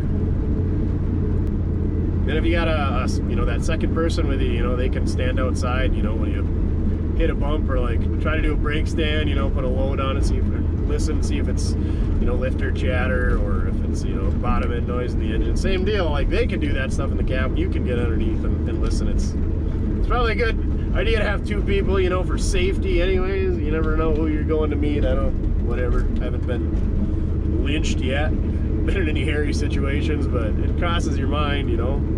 That being said, like, don't test drive a car at night or when it's raining, because not only the safety aspect, but you know, seeing a car outside in the daylight makes a difference than seeing it in a garage or seeing it at night or looking at it with a flashlight or underneath the street light. And wet cars always look better, so don't buy a car in the rain if you can. You know, make sure that car is dry so you can see all those imperfections in the paint. You know, if the guy just washed it and it's still wet when you pull up, be like, yeah, you mind if I help you wipe this car down? That'll help you find all that stuff as you're running your hand over it. But also, you know, you're not going to see all that nice shiny water on top and hiding that dull paint. You know, get it up to operating temps. That'll, you know, sometimes a tranny will slip when it's up to operating temp, or a diff will make noise once it's warmed up. You know, turn it off. You know, try starting. You know, you started it when it's cold and you show it up. Try starting it when it's warm. You know, does the starter act funny? Does it, you know, does it diesel when you shut it off? Is it, you know, ping when you try to start it, when you get on it when it's warm? It's good to run it through its paces, because, you know, some guys will sell you a car that runs great when it's cold, and it's got a terrible miss when it's warmed up. You know, and if there's any of that stuff, I'm not saying run, but you better figure out what it is, because if you got to put an engine in something, and you're already at your max budget, and you got to put a $7,000 engine in, maybe find a different car that's $7,000 cheaper, or, you know, tell me you want $7,000 out the asking price. All right, yeah. Oh, here's surprises here. We should check a few things over. Check that blower out. Still at 74% fuel, so it didn't go down much. Just got to make sure you got a rag handy, I guess, when you top her off with gas, and be careful and listen while you're filling her up. Right, Duff? Yeah. I like these type of test drives where you're not wondering if you're going to be walking in the back of your mind. Well, that being said, I kind of compare this pickup. At the same time when this pickup was in the yard, my dad had a yellow 65 Chevy pickup. We called it the yellow pickup, or Yadu. And it was step side, short box, except it's kind of that factory. It was that factory yellow. I can't think of the name of it. But that thing, actually my Uncle Jerry, who built this, had bought that because it had a big block in it. And I don't know what he wanted the big block for, but it was a California pickup, super solid. And the same guy that painted this pickup originally painted that pickup. His name is Moon. I don't know his real name. But yeah, he's a pretty good painter back in the day. Maybe he still is. I don't know what happened to old Moon. But anyway, that pickup, like when our 34.3 window, when the flathead would kick the starter out the side or have a dead battery or whatever, Dad would just grab all our bags, throw in that pickup, and that thing was just dead reliable. You check the oil, which is always good, and boom, you took off and you went. That thing was super awesome. Had rally wheels on it, just pretty much a stock pickup, but with like a, you know, a little bit newer small block in it, and then it had rally wheels. But super simple, great combination, but it was always just dead reliable. That pickup never left us on the side of the road. You just got in it, drove it. If the battery was charged up, it'd get you there and get gas in it.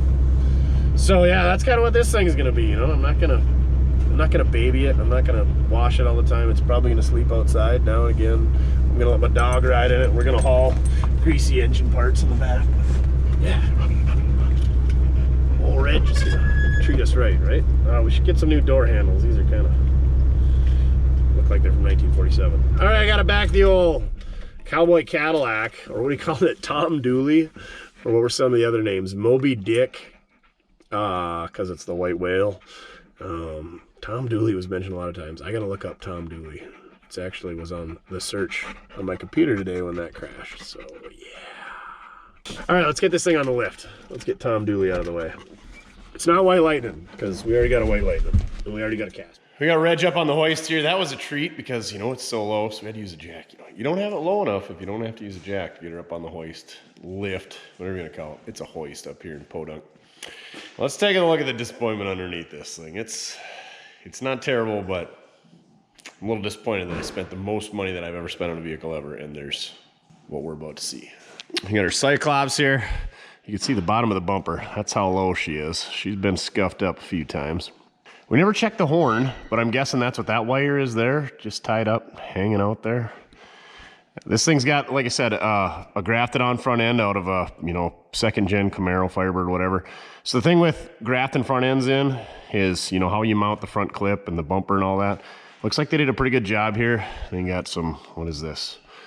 I don't know, 1x2 rectangular tubing and then some C-channel coming up for the bumper.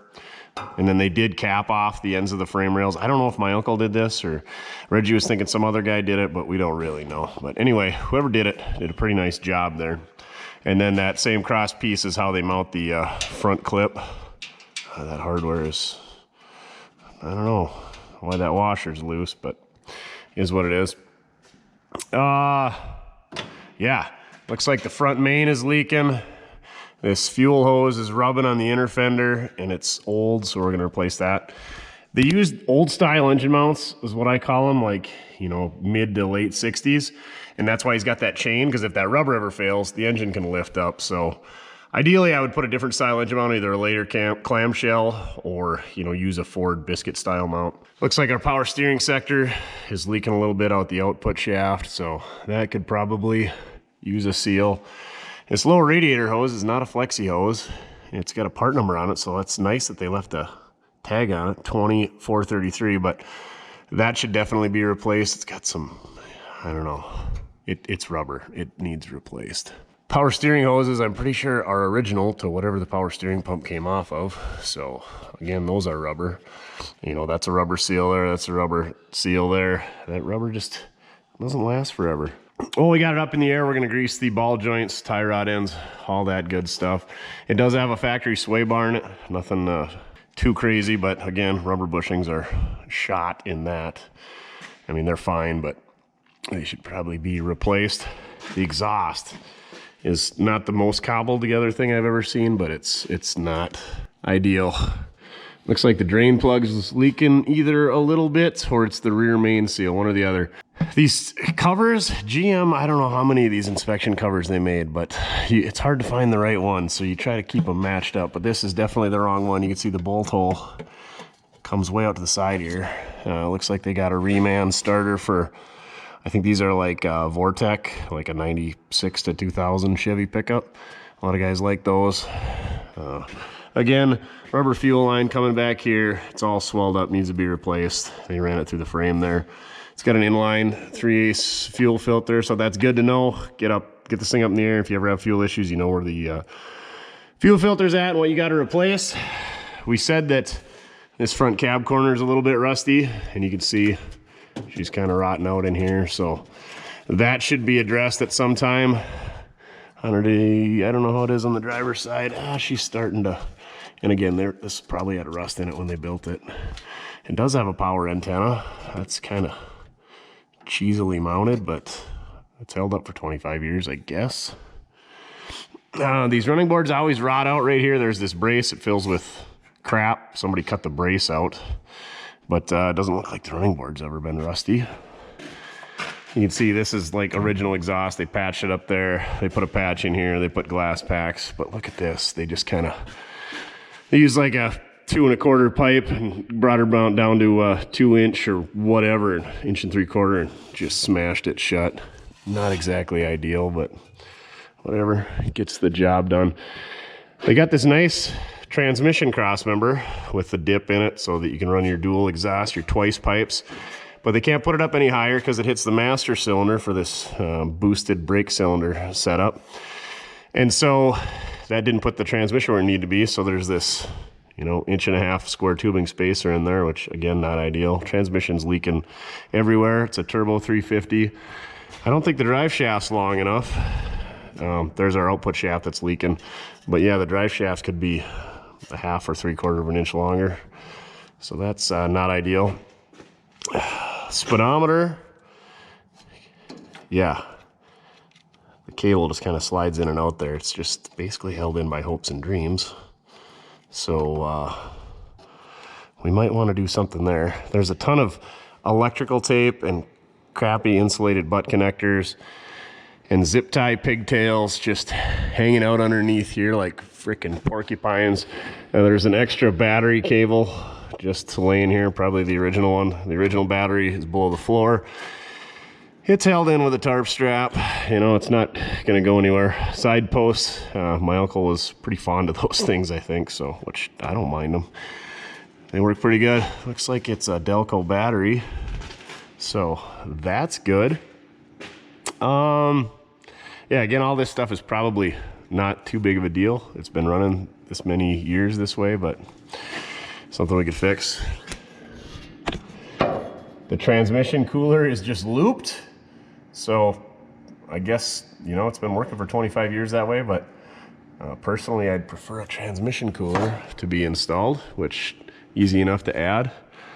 Yeah, what else have we got going on here? There's the factory fuel tank. There's the factory fuel tank wiring, taped up there, taped up there. Pigtails left on the old zip ties. Yeah, good stuff. Here's where the factory park brake cables would have been.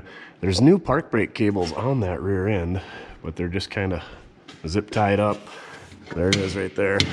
There's the zip tie.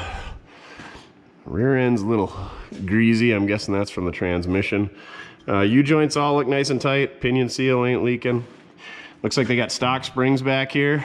These are 1 3/4 wide, and then they just put a solid steel, I don't know what that's, about a 3 or 4 inch lowering block. But look at this. This is something you want to look for, is tires rubbing. This one is rubbed on the frame. And you can see I can't even get my finger in between the spring and the rear end. But we go over to this side in the back, and I can get it through there. Front side of the spring, I can get 3 fingers in there, just barely. This side, I can barely get 2. See how tight that U-bolt is over here? This gap over here. Same thing here, it's tight against the spring right there, big gap right there. This whole rear end is just tweaked. So, that might be causing our tire to wear up there. Who knows how long it's been like this, so we're gonna loosen this up. That's the thing, running these spacers, you know, they're not ideal. He said he's had this thing on the drag track. I'm sure he's driven it hard. So that's something we're probably gonna have to address, get this rear end squared back in place. You can weld these blocks or make new blocks that are welded to the rear end, or you can, you know, put shorter shackles or move your rear end up. These are the stock shackles. Who knows, maybe they're worn out as well, but that rear end's in there crooked, and these lowering blocks, you know, if you're running stuff hard, they're not the thing to have. Like, I wouldn't want a set of lowering blocks on something you're towing with or racing with, whatever. Shocks look good. I don't like these shock mounts. There should be either a brace coming down here or a brace up here. And again, we can maybe put some brackets or tabs or something on these clamps down here so that it can't shift around, so that it's tied up nice and tight to the leaf spring once we get her squared up. Same thing with this side. This bolt is tight here, big gap on this side. So we're gonna wanna get that squared up before we do much else and mess around with tire sizes and measurements and all that good stuff. I'm sure this brake hose is probably 30 years old. The exhaust, they did an okay job. It's just, you know, old. There's a couple of pinholes down here. They did a nice job of tucking it over the leaf spring. You know, they didn't dump it in front of the rear end and get lazy, and they dumped it out the side where you don't really see it. There's a couple of runs in the pane. You know, there's dirt under here. Never had any park lights in it, so that's something we'll have to do. I don't know what they had going on here. They made this cross brace to tie the shocks in, and then they boxed the frame, so this is nice and stout here. Well, like I said, they kind of shortchanged themselves for the shock mounts here. And then I don't know what they had going on here, if this is factory, like a spare tire mount or a hitch or something. But yeah, it's I'm guessing they added in there because it's tied into this angle iron, square tubing, whatever they got going on here. But it would be nice to have a spare tire up in here. And I was kind of wondering, because there's this hole here, and if that was related to said spare tire. Who knows? But yeah, first thing first, we're gonna change the oil, and we're gonna play around with this diff. It's a 10-bolt GM. He thought it was out of, you know, a 70s or 80s Buick. I don't know where he got that from, but we're gonna get this squared away. We're gonna grease everything. Yeah, A lot of surprises under here. Nothing, you know, major catastrophic stuff. Just trim off some zip ties, maybe clean up some wiring. You know, that's something to look at. Stuff like this, if you see a bunch of sketchy wiring or a bunch of sketchy welds, the rest of the build is probably going to be that way. So unless separate people did it or they got to the end of the project and they just flung it out the door and cranked it out. Like I said, you'd never see this stuff laying on your back, or I mean you would, but it'd be a lot more work. Get the thing up on a lift, crawl underneath it, get a light, give yourself Cyclops, scope around under there and see what you got. Look for wet spots. Always look for the wet spot. And you know, like I said, look for tires rubbing, look for weird wear on the tire, check the U-joints, make sure they're tight. You know, check all the seals. Are the axle seals leaking, pinion seals leaking? You know, is brake fluid leaking? Is it coming out of the master cylinder, the wheel cylinder, the brake hose? The brake hoses look old. Do the fuel hoses look old? Is the fuel tank leaking? Rear main seal, front main seal, transmission, engine, you know, coolant leaks, all that stuff. Get the thing up in the air.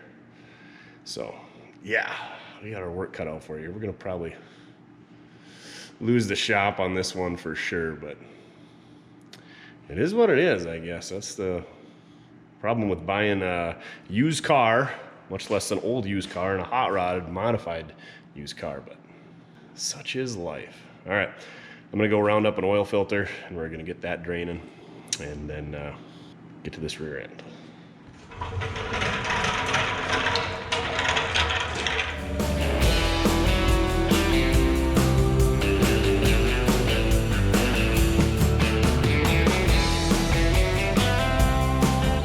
Well, that drains. One more thing I noticed here is, you know, obviously this thing didn't come with a turbo 350 and a column shift originally, so they used some stock GM parts, but this pivot shaft should be pretty much lined up with the center of the pivot for the shift linkage, whatever you want to call it. And it's kind of running cattywampus. It's not kittywampus, I was told on the crew cab video. But the center of this should line up with the center of this. They should pivot on the same axis. And it looks like it's up there quite a ways. It's got this neat little lock-in collar so that it tensions that spring, so that's kind of cool.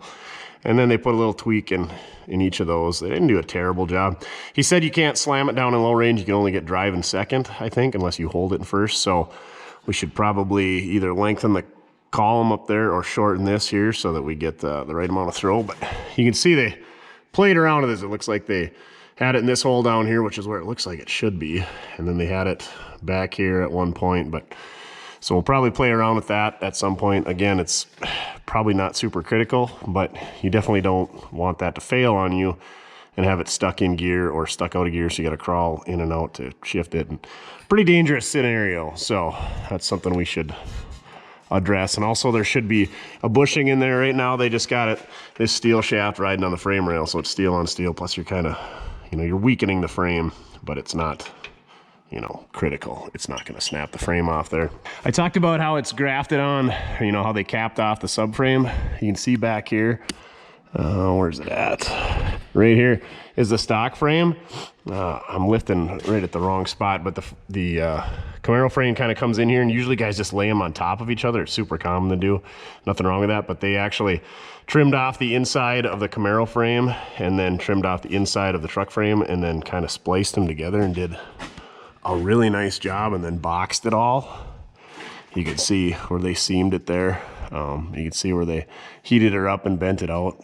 Whoever did it did a really, really nice job of doing it. That's one thing that's nice about doing like a Mustang 2 front end or a kit, is you don't have to do all this stuff. You just gotta put it in there and it's, you know, ready to go. But super strong. If you ever do a subframe swap or are looking at a vehicle that's got a subframe swap, look at how this is done, because if these welds ever fail, it's game over, because you lose brakes and you lose steering. So super critical connection right there. All right, I'm gonna go get a filter and we're gonna get this oil change wrapped up. So now we noticed the drain plug was a little bit soggy around it. Well, you can see somebody RTV'd it last time, or at one point, and that is not the correct thing to do there. So we're gonna take our little Gato screwdriver that Wesley sent. Oh, that stuff's hard. That is not RTV. What is that? It's like JB Weld. But Supposed to be a washer on there. These usually come in your gasket sets, complete engine rebuild gasket sets, and most of the time it never gets used. So I save them, and now we got a new seal for our drain plug. So if you ever got a drain plug leaking, make sure that's on there. And even if it is on there and it's in pretty sad shape, stick a new one on there. They're cheap, part stores got them. You can get kits on Amazon that have, you know, all different sizes, and they got all different size plugs too. Anyway, I hate leaks. I hate leaks more than I hate, that's why I hate headers, because of leaks, and flex hoses, because they create leaks. But yeah, that's the root cause, is leaks. Okay, Mojo's back there playing with the seats in the 06 Dodge, making a bunch of noise, so I'm gonna put this in, finish my oil change.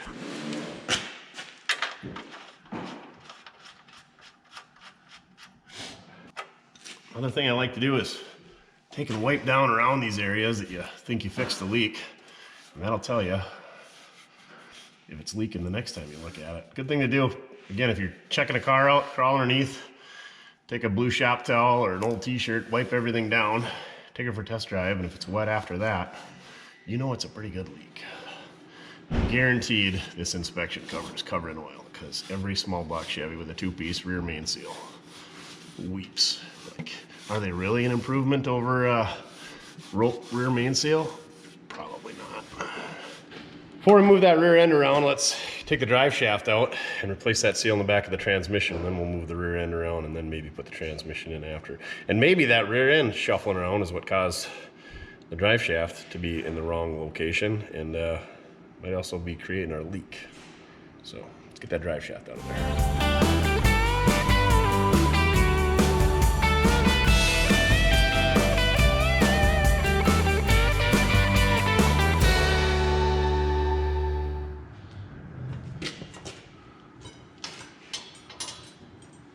Tech tip of the day, put a little duct tape around your universal joint so that it doesn't fall apart and you lose your needles, because that's nobody's favorite pastime, is picking up needles from the U-joint cap off the floor. Don't use painter's tape, don't use duct tape, use electrical tape. Life hack.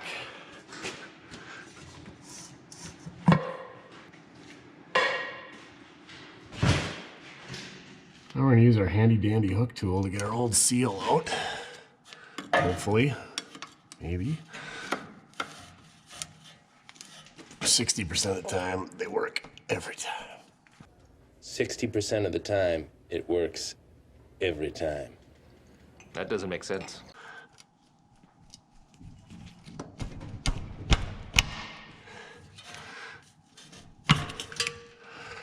There we go. And we got our new Timken 9613S seal. I checked on the drive shaft. The drive shaft looks good. This diameter is correct.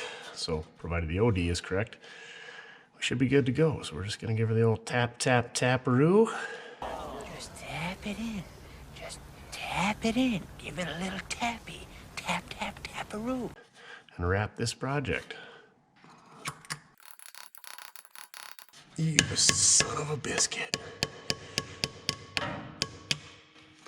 What the French is your problem? That's the money shot.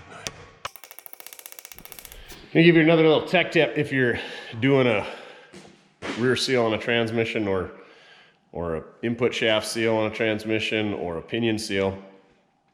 When you've got the yoke out, the pinion out, the torque converter out, whatever it is, check out the mating surface on that component that rides on the seal after a ton of miles. Or if the seal gets hard, or if it gets down to that metal ring in the seal, that spring that's in there, it's gonna cut a groove. And if you got a groove in there, it's gonna continue to leak. So there's some light grooves in here that could probably polish out, but nothing we're concerned about.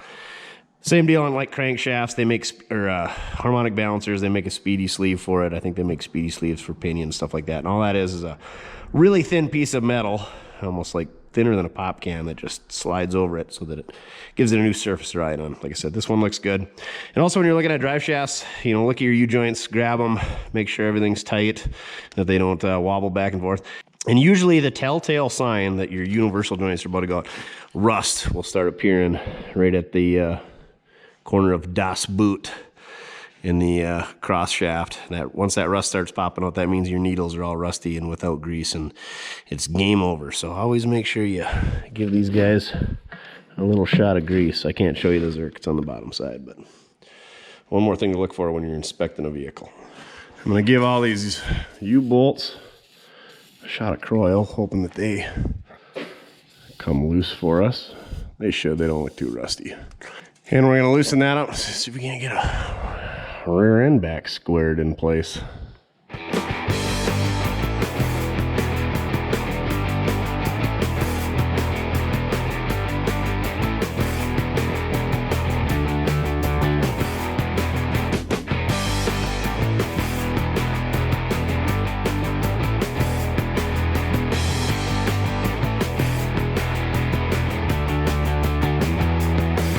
All right, let me give you a rundown of what we got going on here. In the engineering world, we would call this tolerance stack up, what we got going on here. So here's our plate on the bottom, and you can see it's got two holes. On a stock application, you're gonna use this center hole, but because they flipped it, they added this hole up front and moved it. I actually think this is a custom piece that somebody built, or at least modified, you know, drilled that hole and then put this shock mount on it. But anyway, this is their spacer. Son of a biscuit. And most of them are aluminum. This is solid steel, which neither here nor there. But this bolt should be round, like the one coming through the spring, so that you get a nice tight fit up either in this hole or this hole. On the top, they're running in that center hole instead of using a nice round fit. They're using hex, so you get tolerance there, you know, so that it can move around. Same deal with that hole in the bottom, which actually fits pretty tight on the rear end. But then instead of being a straight load, it's kind of cattywampus. Speaking of that, you can see how this thing was sitting kitty corner in here. You can see how that line right there where the side of it set went right up against that U-bolt. And then the same deal on the bottom side where this clamps, it's not a tight fit with that bolt going through there. So ideally, you would have a nice tight bushing in there, a nice tight bushing going into this guy and into this guy, but we're not that lucky. So I think what I'm gonna do, I'm gonna put this plate up there, clamp it in place, and we're just gonna put some tabs on here so that this can't turn, and that should keep us in place. And then we might do something with this bolt to try to get a tighter fit on the rear end so the rear end can't move around, because you can see, you know, how it's all shiny there. It should, that's because it's vibrating, it's rubbing the paint and the rust and everything off. That rear end should not move on there. Same thing's gonna happen on the leaf springs. That's why that rust is creeping out of there, like I was talking about on those universal joints. But those springs gotta move up and down on each other, so you're always gonna have that on your leaf springs. You just don't want it to wear in too awful far. Another thing to check for wear on is your bushings on your leaf springs and stuff like that on most vehicles, especially these where these got this clamp style shackle in there. They are rebuildable, but it's just one more thing you're gonna have to do. So that being said, I'm gonna use our nice Harbor Freight clamp. I don't know what brand these are. Burger. I don't know, I probably had them for 6-8 years from Harbor Freight. These things are freaking nice. I don't know. Harbor Freight stuff is, you know, not known for its quality, but these things have been pretty good. So I'm gonna clamp this up there and we're gonna figure out how we're gonna modify it, and then maybe while we're modifying it, we'll put a little gusset on here for our shock mount. And back on the road in no time. No more dog tracking and reg.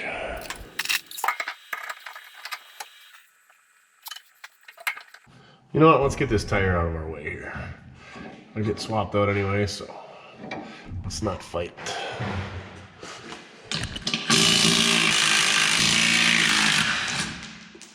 Another good thing to do, take the wheels and tires off the car you just bought or you're looking at, because it'll tell you if it's got the right lug nuts, it'll tell you if you've got the right size wrench, it'll tell you if all the lug nuts are the same size, and if you've got a wrench to take them off. You know, you can plan all you want, put the jack and the spare tire and everything in there, but if you don't have the right socket to get the lug nuts off, you're gonna be sitting on the side of the road for a long time. These do have the right lug nuts. They got that long shank on there. Isn't there somebody from Scotland named Longshire? And then we'll check the brakes all over at it. And you'll also find out if you can take the wheel and tire on and off without having to, drop a shock or something like that, which technically we already got the shock drop, so. But I don't think that was keeping the rear end from coming down. We're not gonna lay the brakes so we get the rear end mounted. Just kind of dancing around in there on us.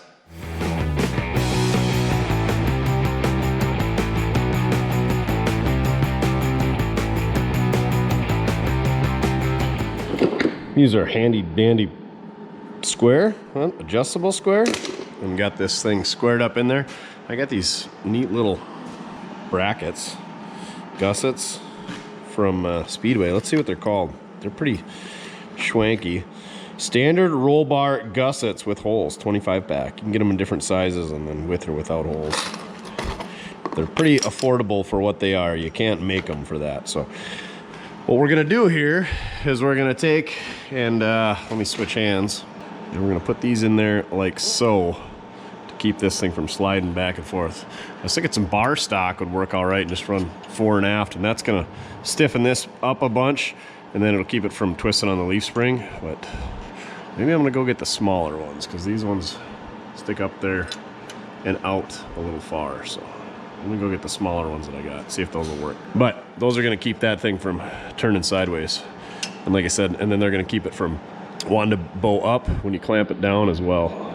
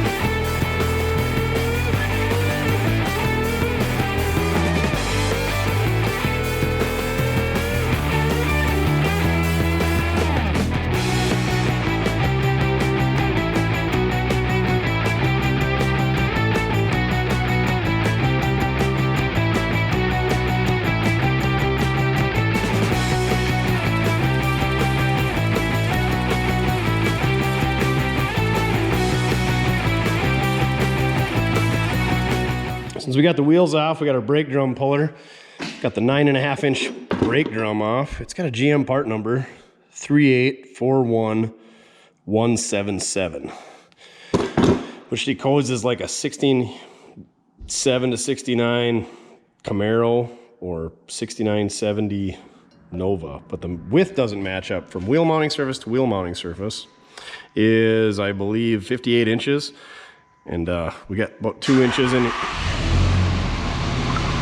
Good time to start up the old Blue Hog mojo. He's putting a brake hose on and took the black grill out, put the chrome one in. Really classing her up for the ladies this summer. Anyway, this rear end is 58 inches wide, which is too narrow for a Nova and a Camaro, which I believe are both 60 inches wide. So I don't know what this is, but we could use one about 60 inches wide, maybe even 61 inches, and that would fill up this wheel well better with the wheels that we got. But we're gonna try some spacers, I think. Brakes look good. The drums are like new in there, super smooth, like brand new shoes. Wheel cylinder is, it's not like weeping, but it's moist. We could probably put a wheel cylinder in at some point. We're gonna lube up and check the adjusters and put them back together. And I think we're gonna run it. Another good thing to do, even after a car sat over winter, before you get it out in spring, pull the brake drum off, or, calipers are easy, just eyeball in there, see how much meat you got left on the pads. Should be ready to run her. We just can't have any peace and quiet. I do what I can to interrupt. Creepers. Put the brakes all back together, got our adjusters all lubed up, and then stole the wheels off of the old 61 bubble top, because that thing's just sitting outside decaying. I got some 68 Nova Camaro caps, whatever you want to call it. We're gonna stick on there. Pretty sure the offset is the exact same as what we just took off, because there's a lot of room there. So I looked and I thought I had some spacers, but I must have left them at the old shop, so we'll have to grab those some other time, and just to get a feel for what we need. Spacers are just gonna be short term, just for mock-up. Might run it just a little bit, but long term I want to get the right width rear axle in there, or get the right width or offset rims and tires. So maybe we could fit like a 15 by 10 back here with a 295 50 or something like that. We'll see what happens. I don't know. I like the 275 60s on here, but they just sit too far in. Let's take the fronts off, inspect the brakes up there. We're gonna do the same thing, put these, I think they're 15 by 7 rears. I think they're 7s all the way around. So we could put a 6 up front, but, and then 205 70 15s on the front, 275 16s on the rear. 20 lug nuts, makes a big difference. Look at these hot rods. Prostar, aluminum, street legal. Oh yeah, wild stuff. Manufactured 10 of 92. Those things are freaking 31 years old, 30 and a half, you know. And these hand cooks, they got a date on them. I wonder how many decades old they are, but anyway, that one on that other side is shot. He said the tires were a couple years old on the back, but he didn't say nothing about these. They're going away, and we're putting some travel stars that are, they're not very old. Year old, not even. They'll do better on this pickup than they will rotting away outside. And like I said, that front right tire needed some addressing. Also, when I got the tires on, measured the distance between the leaf spring and the tire, and we are very nice. Very nice.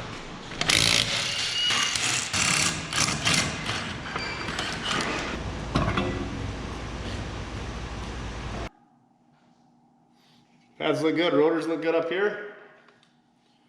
Let's slam it back together.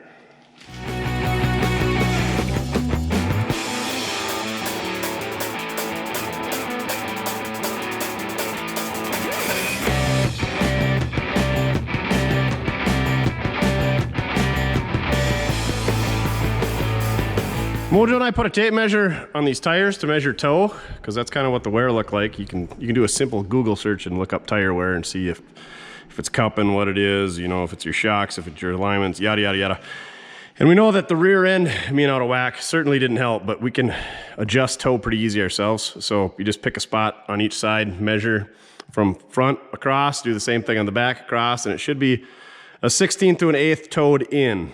We're looking at the front, but so right now we're at 1 3/4 toed in. So we got to toe them out. And Mojo asked, he said, how's the steering wheel set? And I said, it's sitting pretty straight. So we want to turn each side about the same. And by turning each side, here's the tie rod couplers. There's your inner tie rod. There's your outer. You just loosen these 2 3/8 bolts and we'll spin on this sleeve here and do the same thing. Turn each side about the same. And we'll go back and measure a couple more times. And I got this handy dandy kit here from OTC, part number 6275. It's got these fancy things on there for adjusting your tie rod sleeves. They're pretty slick, other than, you know, they don't tear them up like a pipe wrench does, but most guys do with the pipe wrench. So easy to just toe in yourself. You just gotta have 2 people to do it.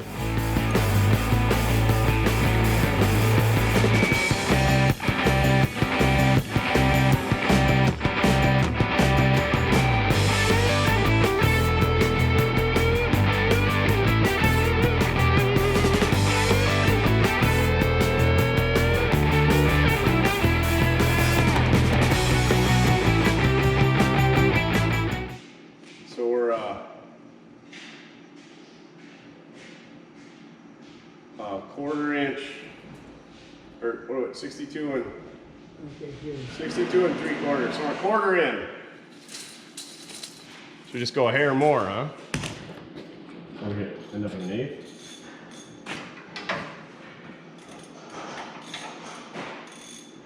Which way will we turn this one?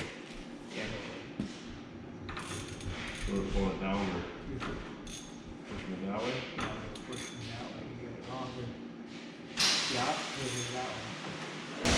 Tell them to vacuum it out first. What you do, grab the pressure lock. Maybe find out. 62 and 5/8. 62 and 5/8. Well, it's the same. It's dead on. We want it to be towed in a little bit. Back the other.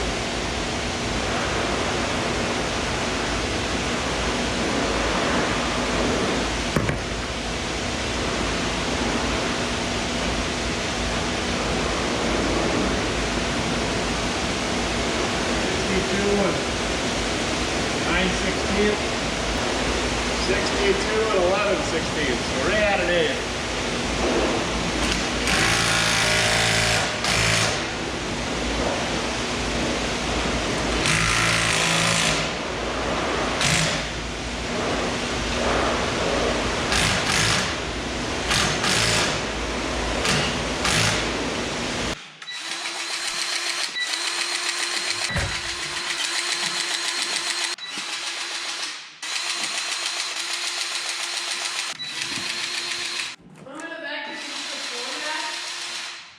What? We don't want you to vacuum the engine bay or the muffler.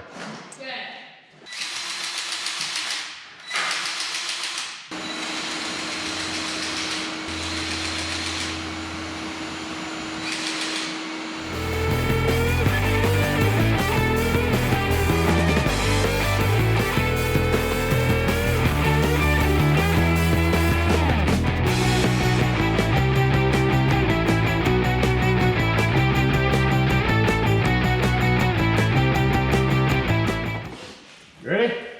Yeah. 62 and 7/16. Oh, that's right. 62 and 5/8. That's within, yeah, 8th or 16th. Good enough anyway. As good as we're gonna get it with a tape, I think. All right. Well, yeah, you want to check the tires on that thing?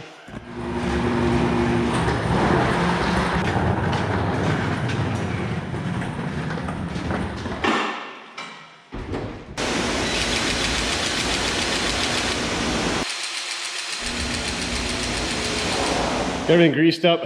Master cylinder was a little bit low. Diff was good. Greased all the knuckles and suspension and tie rod ends, ball joints, all that good stuff. Found our bail clip. Went out and dug one off of a core transmission. So let's slide that on there and hopefully that'll be good. That bail clip just clips over this cap. Easy peasy lemon squeezy. Easier said than done, right? I'm gonna need both hands. Maybe. Come on, maybe. Go into place. You know you want to. Don't you know where your home is? Why didn't you just go home? That's your home! Are you too good for your home? Answer me! A little screwdriver identifying as a hammer action. Whew. Don't worry, caught it with my face.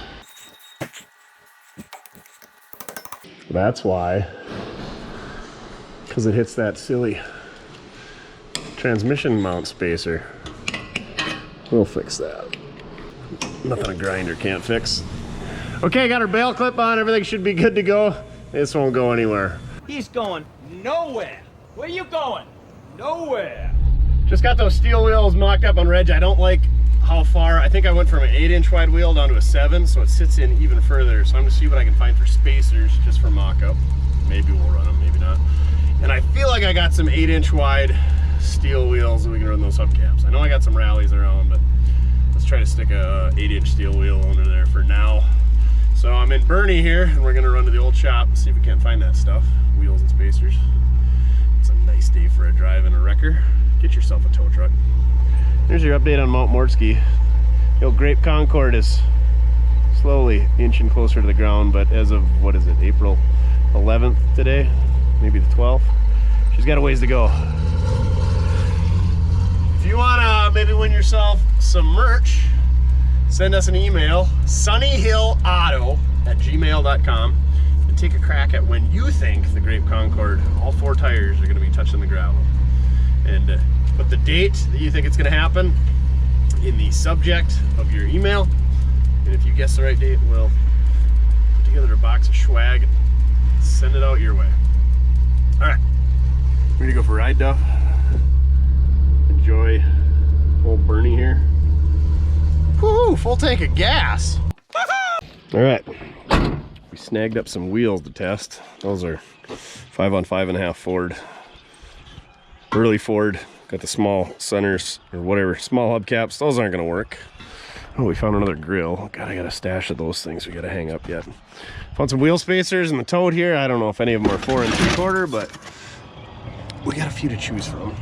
And then I got some 15x8 steelies, but they use the small hubcap, same as those Ford ones, so we can't use our 68 Nova hubcaps, dang it. But ooh, Corona, California, Wheelsmith brand, never been mounted.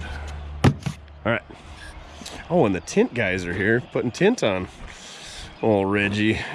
Maybe those guys want a camera pointed in their face. Yeah, probably not.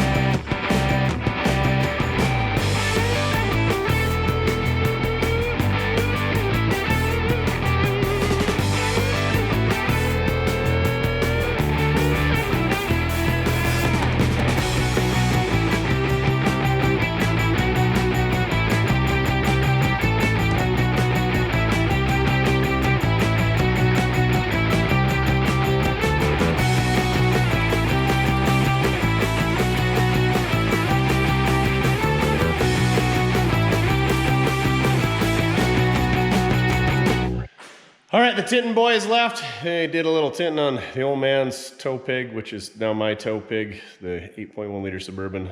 A little bit on the dually here, what we call the Cowboy Cadillac.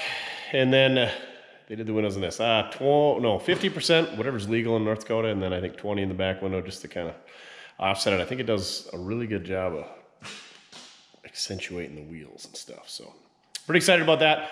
And then it should also keep it a little bit cooler in there when we're running the air conditioning this summer as well. So there you have it. I hope you found some information on there if you're looking at buying a vehicle or if you're getting something ready this spring to get going. You know, things to check, things to look at on this. This is going to be an ongoing project. This one is not for sale. I'm keeping it myself.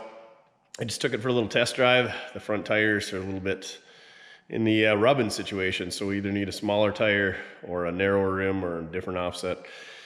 I don't have any spacers that are going to work for the back, so we got to space those out or get some custom offset wheels or some different wheels or different rear end. And we just got a lot of little things that we need to address on this thing, but we're just going to enjoy it as is. So thank you very much for watching. Check out our other videos. Click the link down below and get yourself some Mortske merch. And check us out on Facebook, Mortske Repair. Check out our website, mortskerepair.com, where you can get your super scrapers, and we're working on getting our own in-house merch stuff going right now. We're working with third-party companies, so we're going to try to do that in-house to try to, you know, keep the money here so we could keep the shops, because when I buy dumb stuff like this, we're probably going to lose the shop. And so I got to get this thing loaded up, because I might be going on a little road trip with it, you know, maybe I don't know, Lone Star Roundup or something like that. Go somewhere where it's nice and warm and test out that air conditioning.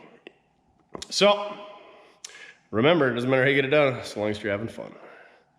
We're going to have a lot of fun in Reg this summer. Aren't we, Duff? Oh, you're such a dirt ball.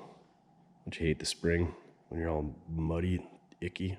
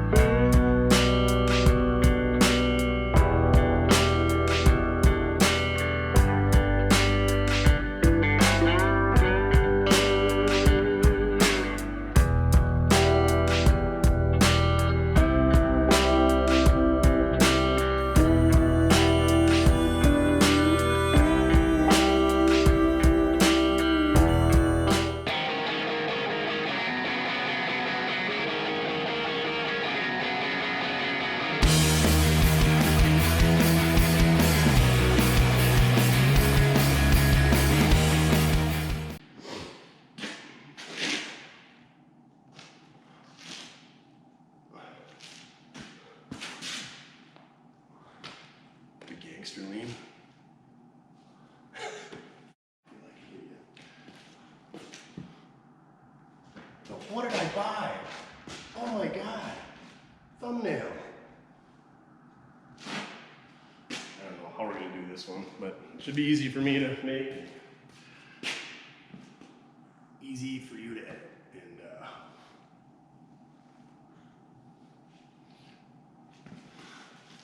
yeah, senior pitch 2003. This will make for your end bullshit.